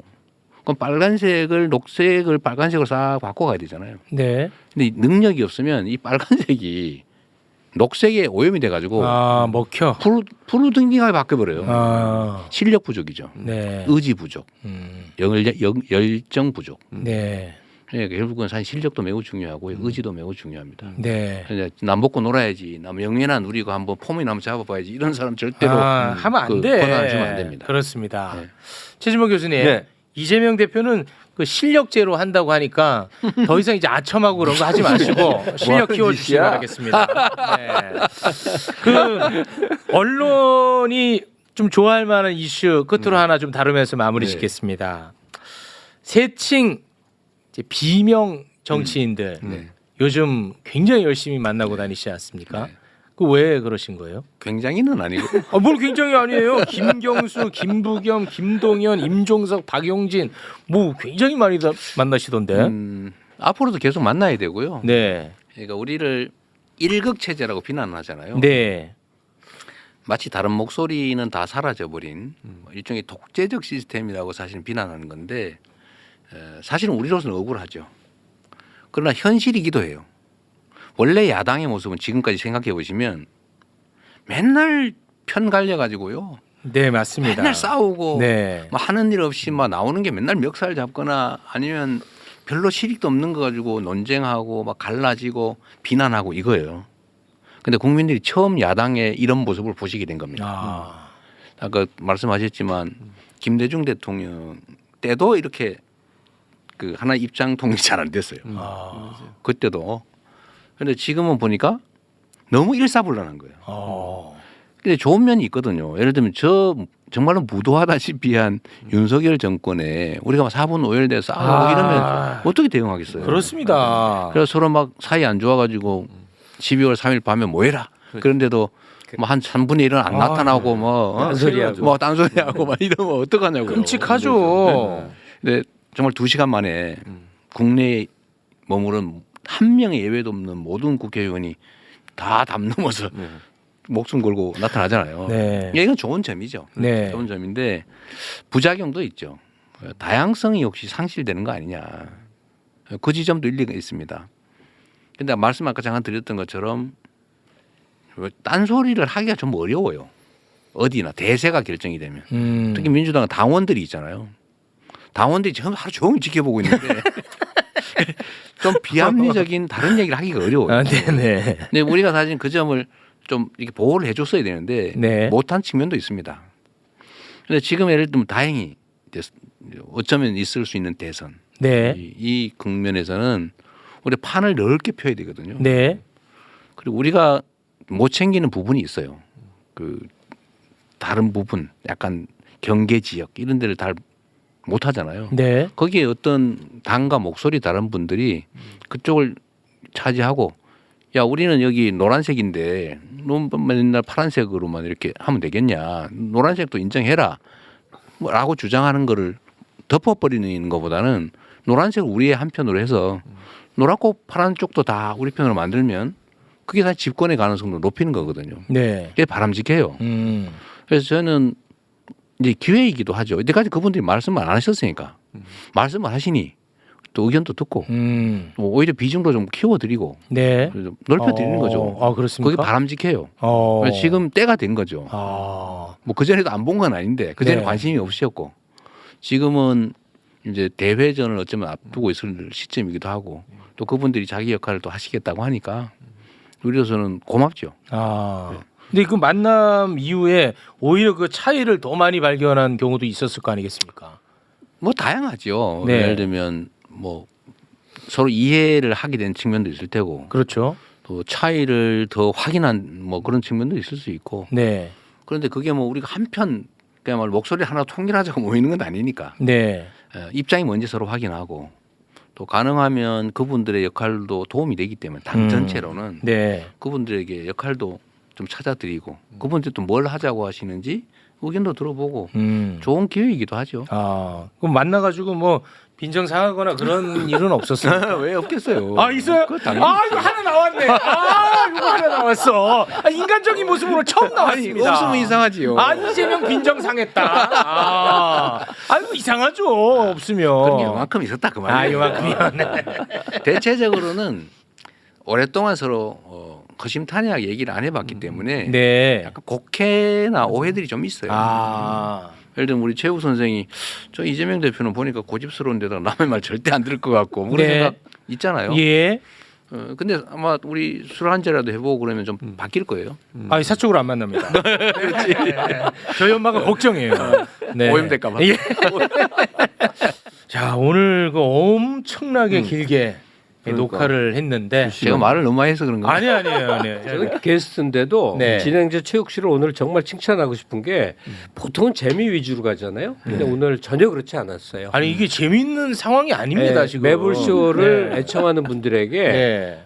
이 대표와 함께 앞으로 함께할 시기에 진지한 비전을 얘기한 거거든요. 아, 그렇습니다. 상당히 보람 있었습니다. 아니 그 지금 대한민국 굉장히 위태롭잖아요. 이 상황을 어떻게 극복할 것이냐, 앞으로 어떻게 나아갈 것이냐 그런 얘기를 매우 솔직히 1분이 그냥 1분이 아니지 않습니까? 그렇죠. 굉장히 그 귀한 분 모셨는데 감사합니다. 예, 뭐 이렇게 좀 시답지 않은 얘기 할 수 없을 것 같아가지고 오늘 저는 개인적으로 굉장히 좋았습니다. 네. 오늘 대표님 끝으로 하실 말씀 있으시면 한 말씀 하시면서 마무리 짓겠습니다. 대한민국은 정말로 위대한 나라입니다. 그리고 그 속에 대한민국 국민들이 정말로 위대한 국민들이에요. 네. 전 세계 역사를 통틀어서요. 현실 권력을 정말로 피 한 방울 흐르지 않고 유리창 하나 깨지 않고 주먹잡이 한 번 안 하고 정말 이 평화적인 방법으로 이 소위 혁명을 완수한 예가 없어요. 그런데 우리는 두 번째 하고 있는 중입니다. 맞습니다. 정말로 위대한 사람들이에요. 네. 그래서 제가 12월 3일 그 내란의 밤 예를 들면 그 군사 쿠데타를 저지하는 그 과정 그리고 12월 14일에 탄핵 의결을 만들어낸 것도 국민들이 만들어낸 거잖아요. 그 엄청난 에너지, 국민의 열정, 그다음 민주적 소양 이런 것들이 대한민국을 지금까지도 엄청난 새로운 역사를 세계사에서 새로운 역사를 써왔지만 앞으로도 정말로 새로운 큰 역사를 만들어 나갈 겁니다. 네. 저는 우리 국민들의 그 위대함을 언제나 믿거든요. 다만 정치가 문제죠. 언제나 얘기한 것처럼. 근데 이번에 정말 기회가 만들어지고 있는 중입니다. 이런 사소한 반동적 뭐 책동이라 그럴까? 반동적인 시도들을 용납하지 않아요.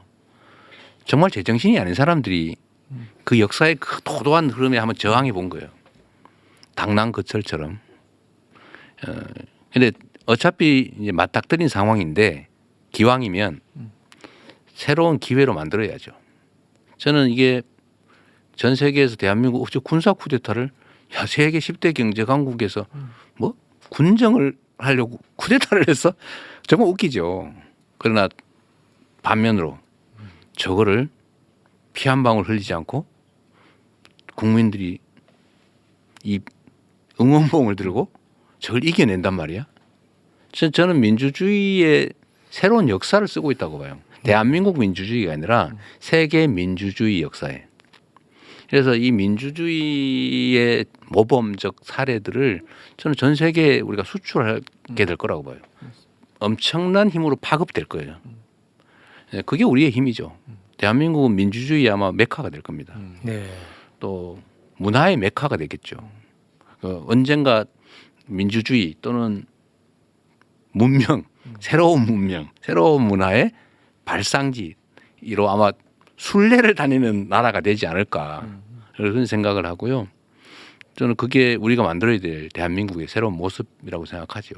네. 그렇게 될 거라고 봅니다. 네, 그리고 알겠습니다. 그 중심에는 민주당과 민주당 대표이신 이재명 대표가 그거 아첨하지 마세요. 아니 아니 실제 그렇잖아요. 실력주의자입니다. 아니 그러니까 실력주의자인데 실력 키우세요. 실력 있어요, 저. 왜 이러세요? 미국에서 교수했던 사람이야? 제가 그 실력 인정합니다. 감사합니다. 알겠습니다. 아 이재명 대표 예전에 그 사이다 맛이 없어서 개인적으로 좀 아쉽습니다만 그래도 굉장히 뭔가 좀 묵직하네요.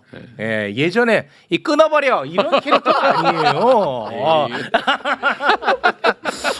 좀 아주 깜짝 놀랐습니다 오늘. 네. 앞으로도 이 국난을 잘 극복해 주시길 부탁드리면서 오늘 여기서 마무리 짓도록 하겠습니다. 감사합니다. 함께해 주신 이재명 대표님 그리고 두 분 진심으로 고맙습니다. 감사합니다. 감사합니다.